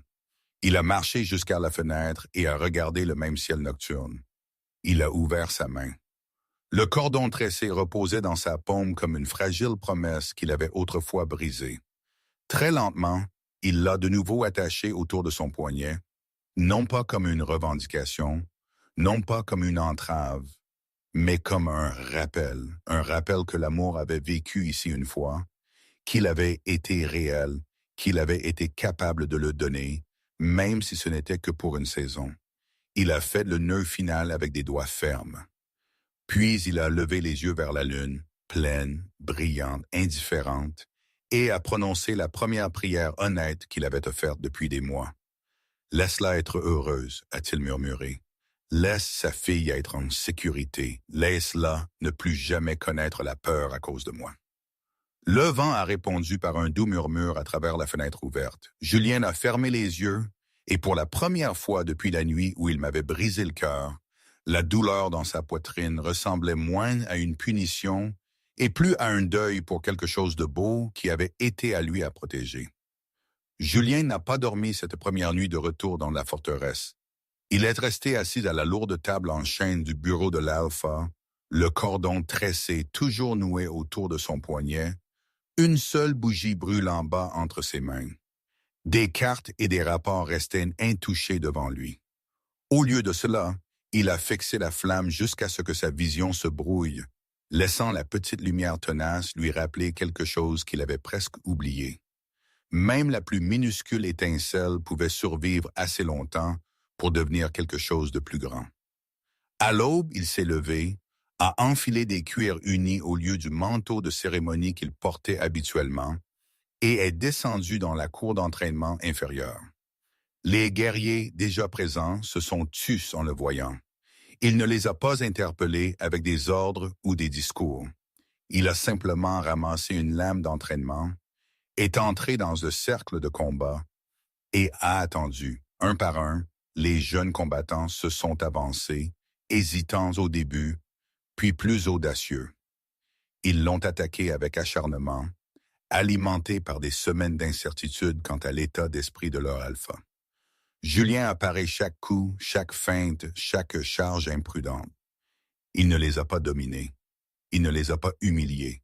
Il a simplement bougé, stable, précis, présent, encaissant des coups qu'il aurait pu éviter, les laissant porter des coups qui feraient des bleus le lendemain. Au moment où le soleil a franchi la crête, la sueur mouillait sa chemise et du sang coulait d'une lèvre fendue. La cour était pleine maintenant, les membres de la meute regardant depuis les murs et les balcons. Il a baissé sa lame, respirant difficilement. Puis il a parlé, sa voix rauque, portant sans avoir besoin de crier. « Je vous ai manqué, a-t-il dit.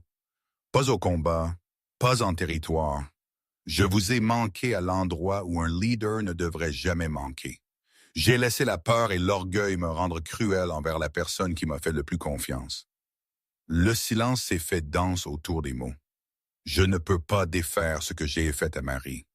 Je ne peux pas rendre les mois que j'ai volés à son cœur. Mais je peux m'assurer que personne sous ma protection ne ressentira plus jamais ce genre de trahison, ni d'un ennemi, ni de son propre alpha. Il a regardé autour des visages, certains en colère, certains confus, certains hochant la tête silencieusement. Alors à partir d'aujourd'hui, tout loup qui lèvera la main contre sa compagne, son enfant, ou quiconque ayant juré fidélité à cette meute devra répondre personnellement devant moi. Pas d'excuses, pas de rang, pas de pitié. Il a laissé la promesse planer dans l'air, lourde et finale. Puis il s'est retourné et est sorti du cercle. Personne n'a applaudi. Personne n'a discuté. Mais le silence qui l'a suivi était différent. Chargé, vigilant, presque révérencieux. Le mot s'est répandu rapidement. Cet après-midi-là, une jeune Oméga nommée Léa est venue à la guérite, tremblante, sa joue d'un violet contusionné. Son compagnon était déjà enfermé dans les cellules de détention par les sentinelles qui avaient entendu le nouveau décret.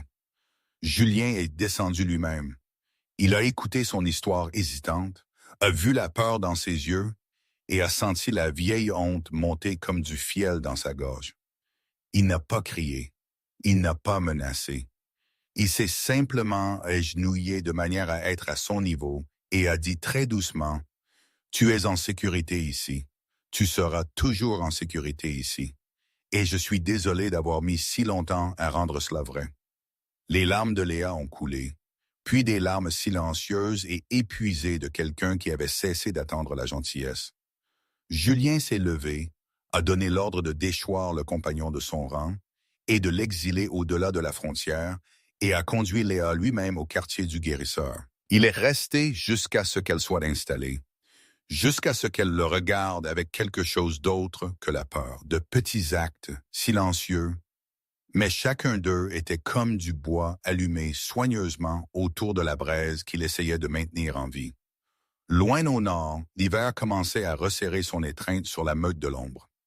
Je me tenais dans la plus grande cuisine en pierre de la loge principale, les manches retroussées jusqu'au coude, les mains plongées dans un bol de pâte à pain.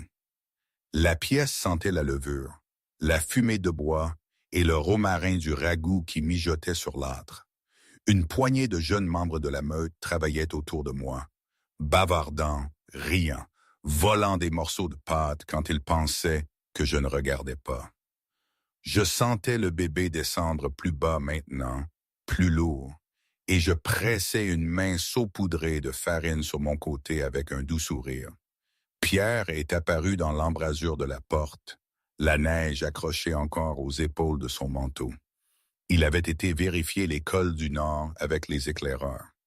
Dès qu'il m'a vu, la tension sur son visage s'est apaisée. Il a traversé la pièce sans un mot, a balayé la neige de ses gants, et est venu se tenir derrière moi. Son bras a glissé autour de ma taille, ses mains se posant avec protection sur la courbe de mon ventre.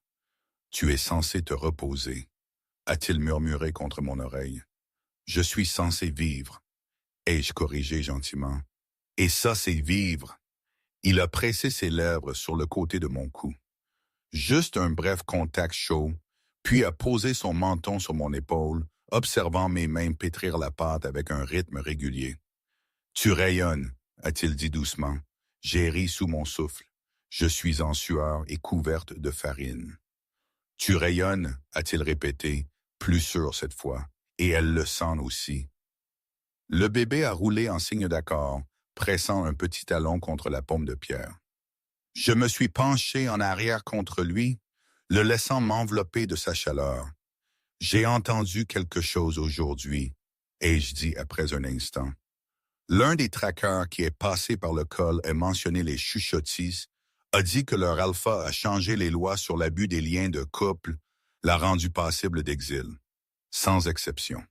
Pierre est resté immobile. J'ai continué à pétrir la pâte, mais ma voix était plus calme maintenant. Je ne sais pas si c'est vrai. Je ne sais pas si c'est à cause de moi ou à cause de quelque chose d'autre.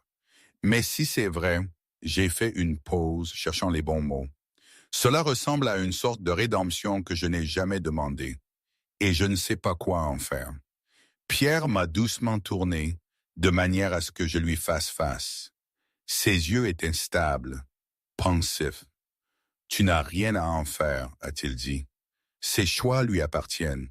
Tu en as déjà porté assez. » J'ai regardé mes mains, farineuses, fortes, tremblantes juste un peu. J'ai passé si longtemps à être en colère, ai-je murmuré. Puis si longtemps à être triste, et maintenant, je me sens surtout fatigué de porter tout cela. Je veux être ici avec toi, avec elle, avec cette vie que nous construisons. Je ne veux plus passer mon temps à regarder en arrière. Pierre a levé mon menton avec des doigts précautionneux. « Alors ne le fais pas », a-t-il dit simplement. « Regarde-moi, regarde le feu, regarde la neige tomber dehors par la fenêtre. Regarde la fille qui connaît déjà ton battement de cœur mieux que quiconque. C'est là que tes yeux doivent être maintenant. » Les larmes ont monté, chaudes et soudaines. Je ne les ai pas combattues. Je les ai laissées couler tandis que Pierre les essuyait avec ses pouces, sans jamais détourner le regard. « Je t'aime, » ai-je dit, la voix épaissie. « J'aime ça. Tout cela, même les parties qui me font encore mal quand je me souviens. »« Je t'aime aussi, » a-t-il répondu, « les douleurs et tout le reste. » Il m'a serré, attentif à mon ventre, attentif à la pâte encore sur mes mains, et m'a tenu pendant que la cuisine continuait à s'animer autour d'eux. Les jeunes loups ont fait semblant de ne pas remarquer. Mais ils l'ont fait. Ils ont vu leur Luna pleurer, des larmes calmes et guérisseuses dans les bras de leur alpha. Ils ont vu la sécurité. Ils ont vu l'amour qui n'exigeait pas la perfection et quelque chose s'est posé dans la pièce, doux et certain. Plus tard cette nuit-là, après que la loge se soit calmée, Julien s'est tenu seul sur la plus haute tour de la forteresse des Chuchottis. La neige avait commencé à tomber de fins flocons piquants qui s'accrochaient à ses cils. Il a regardé vers le nord, vers les pics lointains qu'il ne pouvait pas voir. Il n'a pas prié cette fois. Il n'a pas demandé pardon. Au lieu de cela, il a parlé dans le vent, bas et rauque, comme si les mots n'étaient destinés à aucune oreille sauf la sienne. « J'essaie, a-t-il dit. Je ne sais pas si tu le sauras un jour. Je ne sais pas si cela importe, mais j'essaie d'être l'homme que tu as cru que je pouvais être. Pas pour toi, pas pour regagner quoi que ce soit, juste parce que le monde mérite moins de cœur brisé et parce que tu méritais mieux que celui que je t'ai donné. » Le vent a emporté les mots vers le nord. Julien est resté là jusqu'à ce que le froid lui pénètre profondément les os. Puis il s'est retourné et est entré. Pas plus léger qu'avant, pas guéri, mais brûlant tranquillement, obstinément, avec les premières vraies flammes de quelque chose qui pourrait un jour être appelé rédemption. Julien s'est réveillé avant la première lumière. La chambre de la tour était encore sombre. Le seul son, le gémissement sourd du vent passant par les étroites meurtrières. Il n'avait pas rêvé, ni de moi, ni de sang, ni de rien du tout. Pour une fois, son sommeil avait été vide, et d'une certaine manière, ce vide ressemblait à de la miséricorde.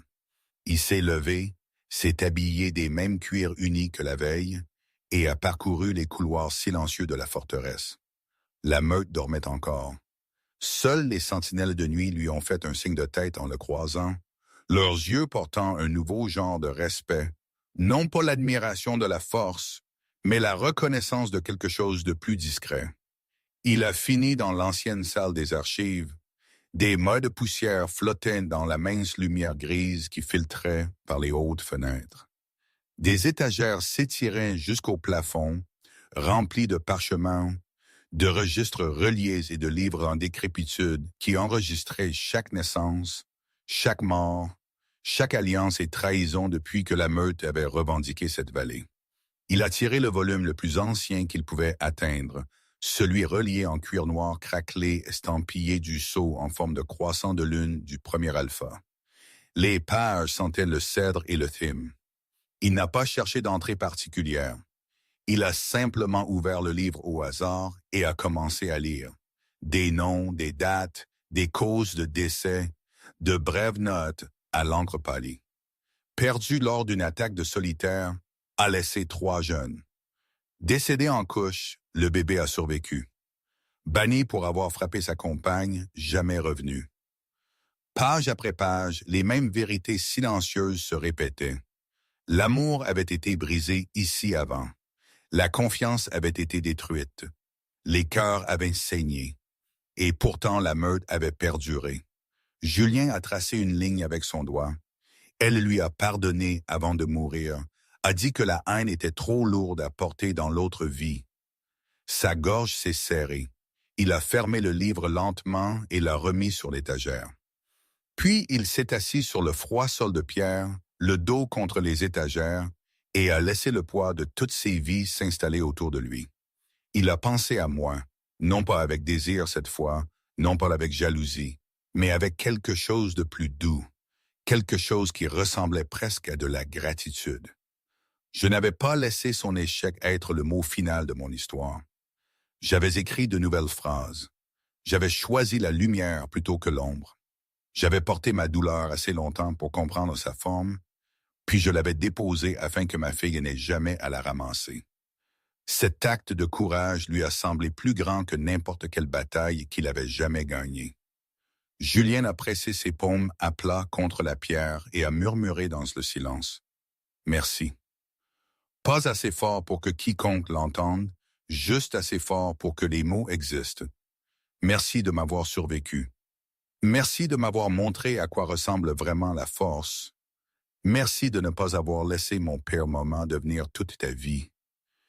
Il est resté là jusqu'à ce que la première vraie lumière du soleil dore la poussière.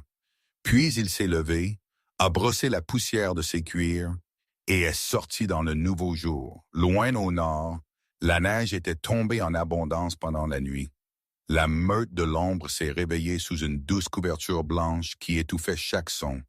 Je me tenais à la fenêtre de notre chambre, enveloppé dans une lourde fourrure, observant de gros flocons passer devant la vitre. Le bébé avait encore descendu. Chaque pas me semblait délibéré maintenant. Chaque souffle une petite négociation avec la gravité. Pourtant, je me sentais étrangement légère à l'intérieur. Pierre est venu derrière moi pieds nus, ses cheveux encore ébouriffés par le sommeil. Il n'a pas parlé au début, il a juste posé ses mains sur mes épaules et a regardé le même monde paisible. Après un long moment, j'ai dit « J'ai rêvé du jour où j'ai quitté les chuchotis. » Les doigts de Pierre se sont légèrement serrés, non pas d'intention, mais de préparation à tout ce qui allait suivre. J'ai continué doucement. J'ai rêvé que je marchais seul à travers la forêt, sans meute, sans destination, juste de la neige sous mes pieds et le silence partout. Et je pleurais, pas fort, juste constamment, comme si mon corps avait besoin de se vider de tout ce que j'avais retenu. J'ai tourné la tête pour pouvoir voir son profil. Mais dans le rêve, j'ai continué à marcher, et les pleurs ne ressemblaient pas à de la faiblesse. Ils ressemblaient à faire de la place. Pierre a expiré lentement. Faire de la place pourquoi? Pour ça. J'ai couvert ses mains des miennes, les pressant sur l'endroit où notre fille reposait. Pour les matins calmes, pour la pâte à pain sur mes doigts, pour la façon dont tu me regardes comme si j'étais toujours la chose la plus étonnante que tu aies jamais vue. Pour elle. Pierre m'a doucement tourné pour que je lui fasse face. Ses yeux étaient très sombres, très lumineux. « Tu as fait cette place toi-même, » a-t-il dit. « J'ai juste eu l'honneur d'y entrer. » J'ai souri petite, tremblante, radieuse. Je pensais autrefois que le pardon était quelque chose que l'on donnait à la personne qui vous avait fait du mal, mais la nuit dernière, j'ai réalisé que c'est quelque chose que l'on se donne à soi-même. La permission d'arrêter de punir son propre cœur d'avoir fait confiance à la mauvaise personne. J'ai levé la main et j'ai touché sa joue. Je me pardonne de l'avoir aimé une fois, d'avoir cru aux promesses, d'avoir pensé que je pouvais être suffisante pour changer quelqu'un qui n'était pas prêt à changer. Pierre s'est penché sur ma paume. « Et maintenant ?» a-t-il demandé doucement. « Maintenant, je t'aime sans qu'une partie de moi n'attende que l'autre chaussure tombe. Sans qu'une partie de moi ne soit encore préparée à la trahison, je t'aime librement. » Le mot a plané entre eux comme une note de cloche, claire, résonnante, finale. Pierre a fermé les yeux une seconde comme si le poids de mes mots l'avait physiquement touché. Quand il les a rouverts, ils étaient humides. « Je n'ai jamais été le refuge de personne auparavant, » a-t-il dit, la voix rauque. « Pas comme ça, pas jusqu'aux racines. Je me suis rapproché jusqu'à ce qu'il n'y ait plus d'espace entre nous. « Tu es le mien, » ai-je murmuré. « Et je suis à toi, et rien de ce qui est arrivé avant ne change cette vérité. » Il a posé son front sur le mien. Ils sont restés ainsi tandis que la neige continuait de tomber, silencieuse, régulière, couvrant le monde d'une propreté et d'une nouveauté. Plus tard ce matin-là, ils ont marché ensemble à travers la cour enneigée. Je me déplaçais lentement, une main dans celle de Pierre, l'autre caressant mon ventre. De jeunes loups couraient en riant, se lançant des boules de neige. L'une d'entre eux, une fille pas plus âgée que 12 ans, s'est arrêtée brusquement en me voyant. Elle a hésité, puis s'est avancée et a tendu une petite boule de neige qu'elle avait modelée. « Pour le bébé », a-t-elle dit timidement. « Pour qu'elle sache que la neige, c'est amusant. » J'ai accepté avec une grave cérémonie, puis j'ai pressé la petite boule froide sur mon ventre. « Elle te remercie », ai-je dit à la fille. « Elle prévoit déjà de lancer des boules beaucoup plus grosses quand elle aura ton âge. » La fille a rayonné et est partie en courant, criant à ses amis que le bébé de la Luna allait être féroce. Pierre a observé l'échange avec un sourire silencieux. « Tu lui apprends déjà à être gentille, » a-t-il murmuré. « Je lui apprends à être elle-même, » ai-je corrigé gentiment. La gentillesse n'est qu'une des formes que cela peut prendre. Ils ont continué à marcher. Au-dessus d'eux, le ciel s'est éclairci lentement, la lumière du soleil perçant en longs rayons pâles. Et loin au sud, dans la forteresse des Chuchotis, Julien se tenait sur la même haute tour que la nuit précédente. La neige ici était plus fine, déjà en train de fondre sous un soleil plus fort. Il a regardé vers le nord à nouveau. Cette fois, il n'a pas parlé à voix haute, il a simplement laissé le sentiment monter et s'installer dans sa poitrine sans essayer de le combattre ou de le nommer. Une chose compliquée, douloureuse, magnifique. La tristesse pour ce qui était perdu pour toujours. La fierté pour ce que j'étais devenu. La joie tranquille que le monde contenait encore quelqu'un capable d'aimer si complètement après avoir été brisé si profondément. Il a posé ses avant-bras sur le parapet de pierre et a respiré l'air froid et pur. Quelque part au fond de lui, un nœud qui était là depuis des mois s'est enfin desserré. Pas disparu, mais ne l'étranglant plus. Il a senti le cordon tressé contre son poignet. Il a souri, petit, discret, un peu triste, un peu plein d'espoir. Puis il s'est retourné et est descendu. Julien est resté sur la tour jusqu'à ce que le soleil monte assez haut pour que la neige sur les pics lointains commence à scintiller comme des diamants éparpillés. Il ne s'est pas attardé par sentiment. Il s'est attardé parce que la vue vers le nord semblait différente aujourd'hui, comme une porte qui avait enfin été autorisée à se fermer sans être claquée.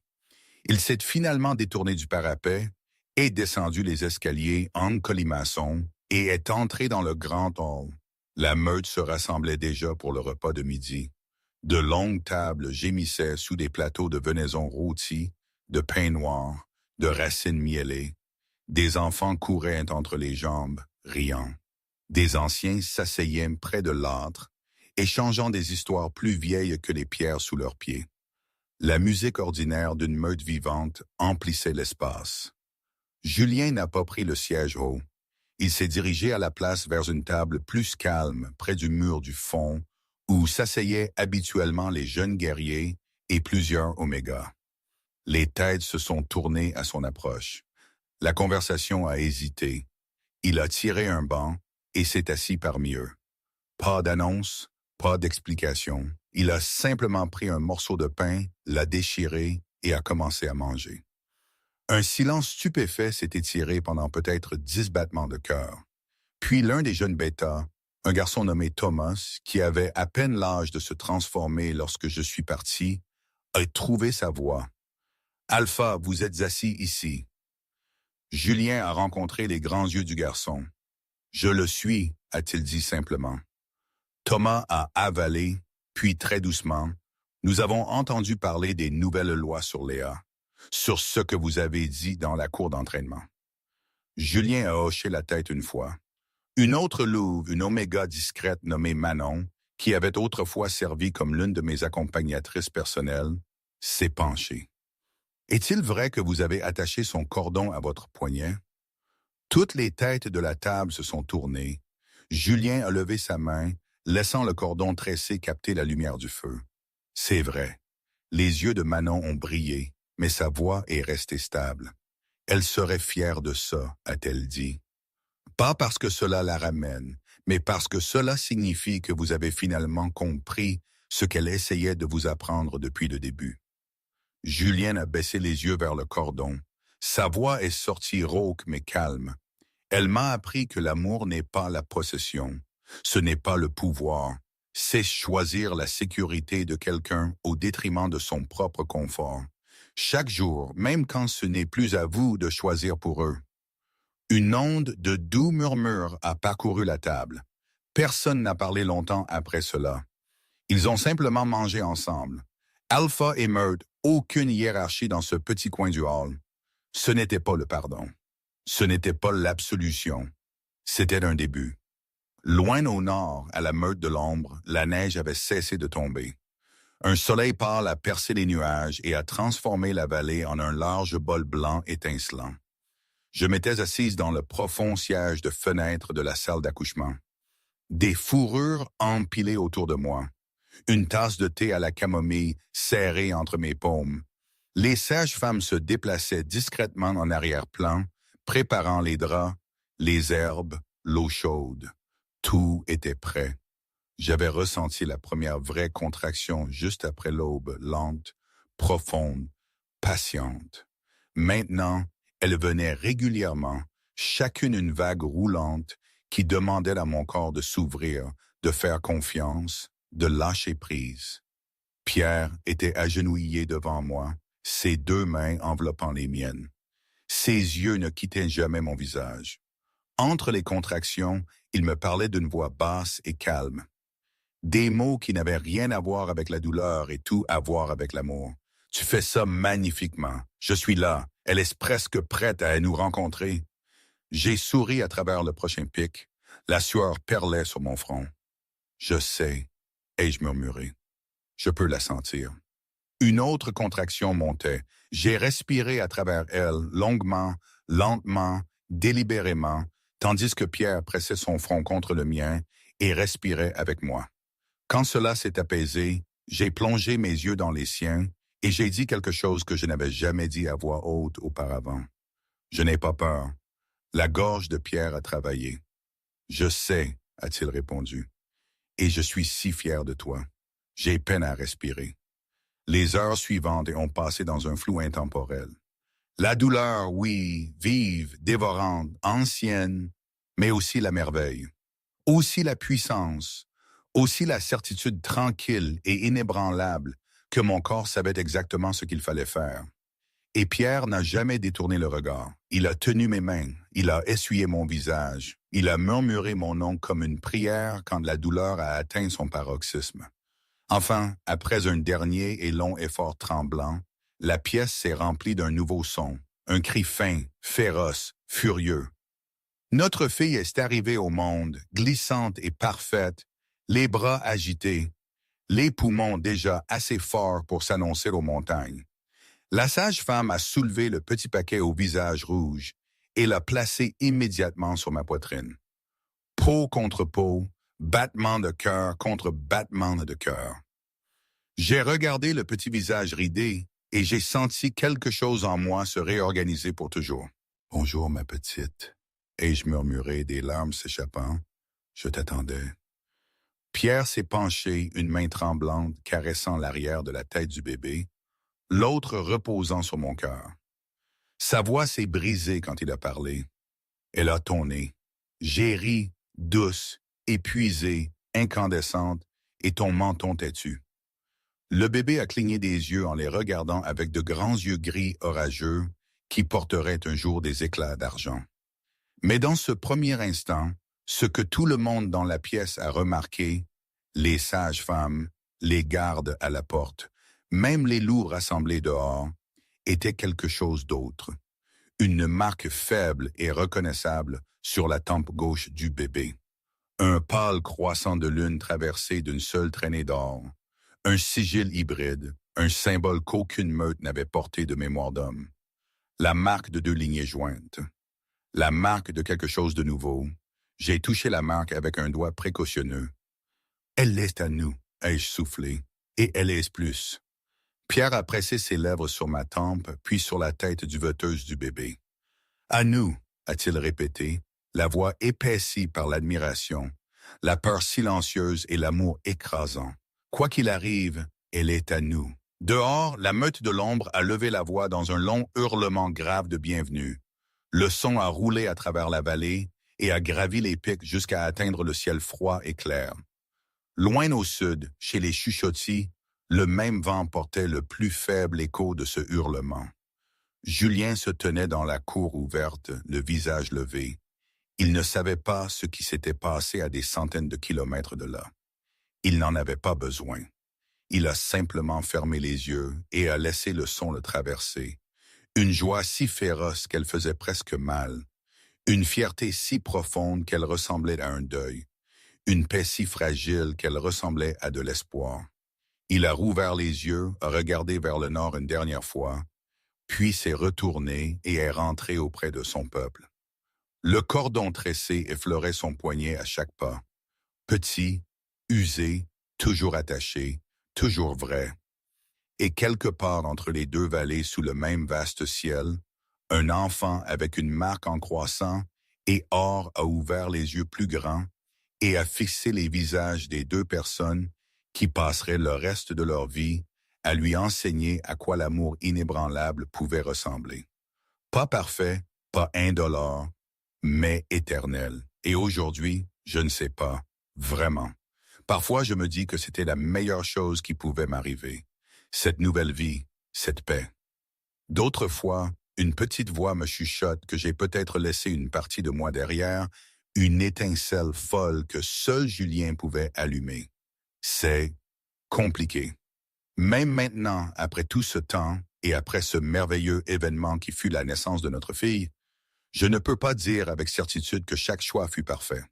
Mais ce qui est certain, c'est que j'ai appris à respirer de nouveau, à faire confiance, à construire. La vie n'est jamais un chemin tout tracé.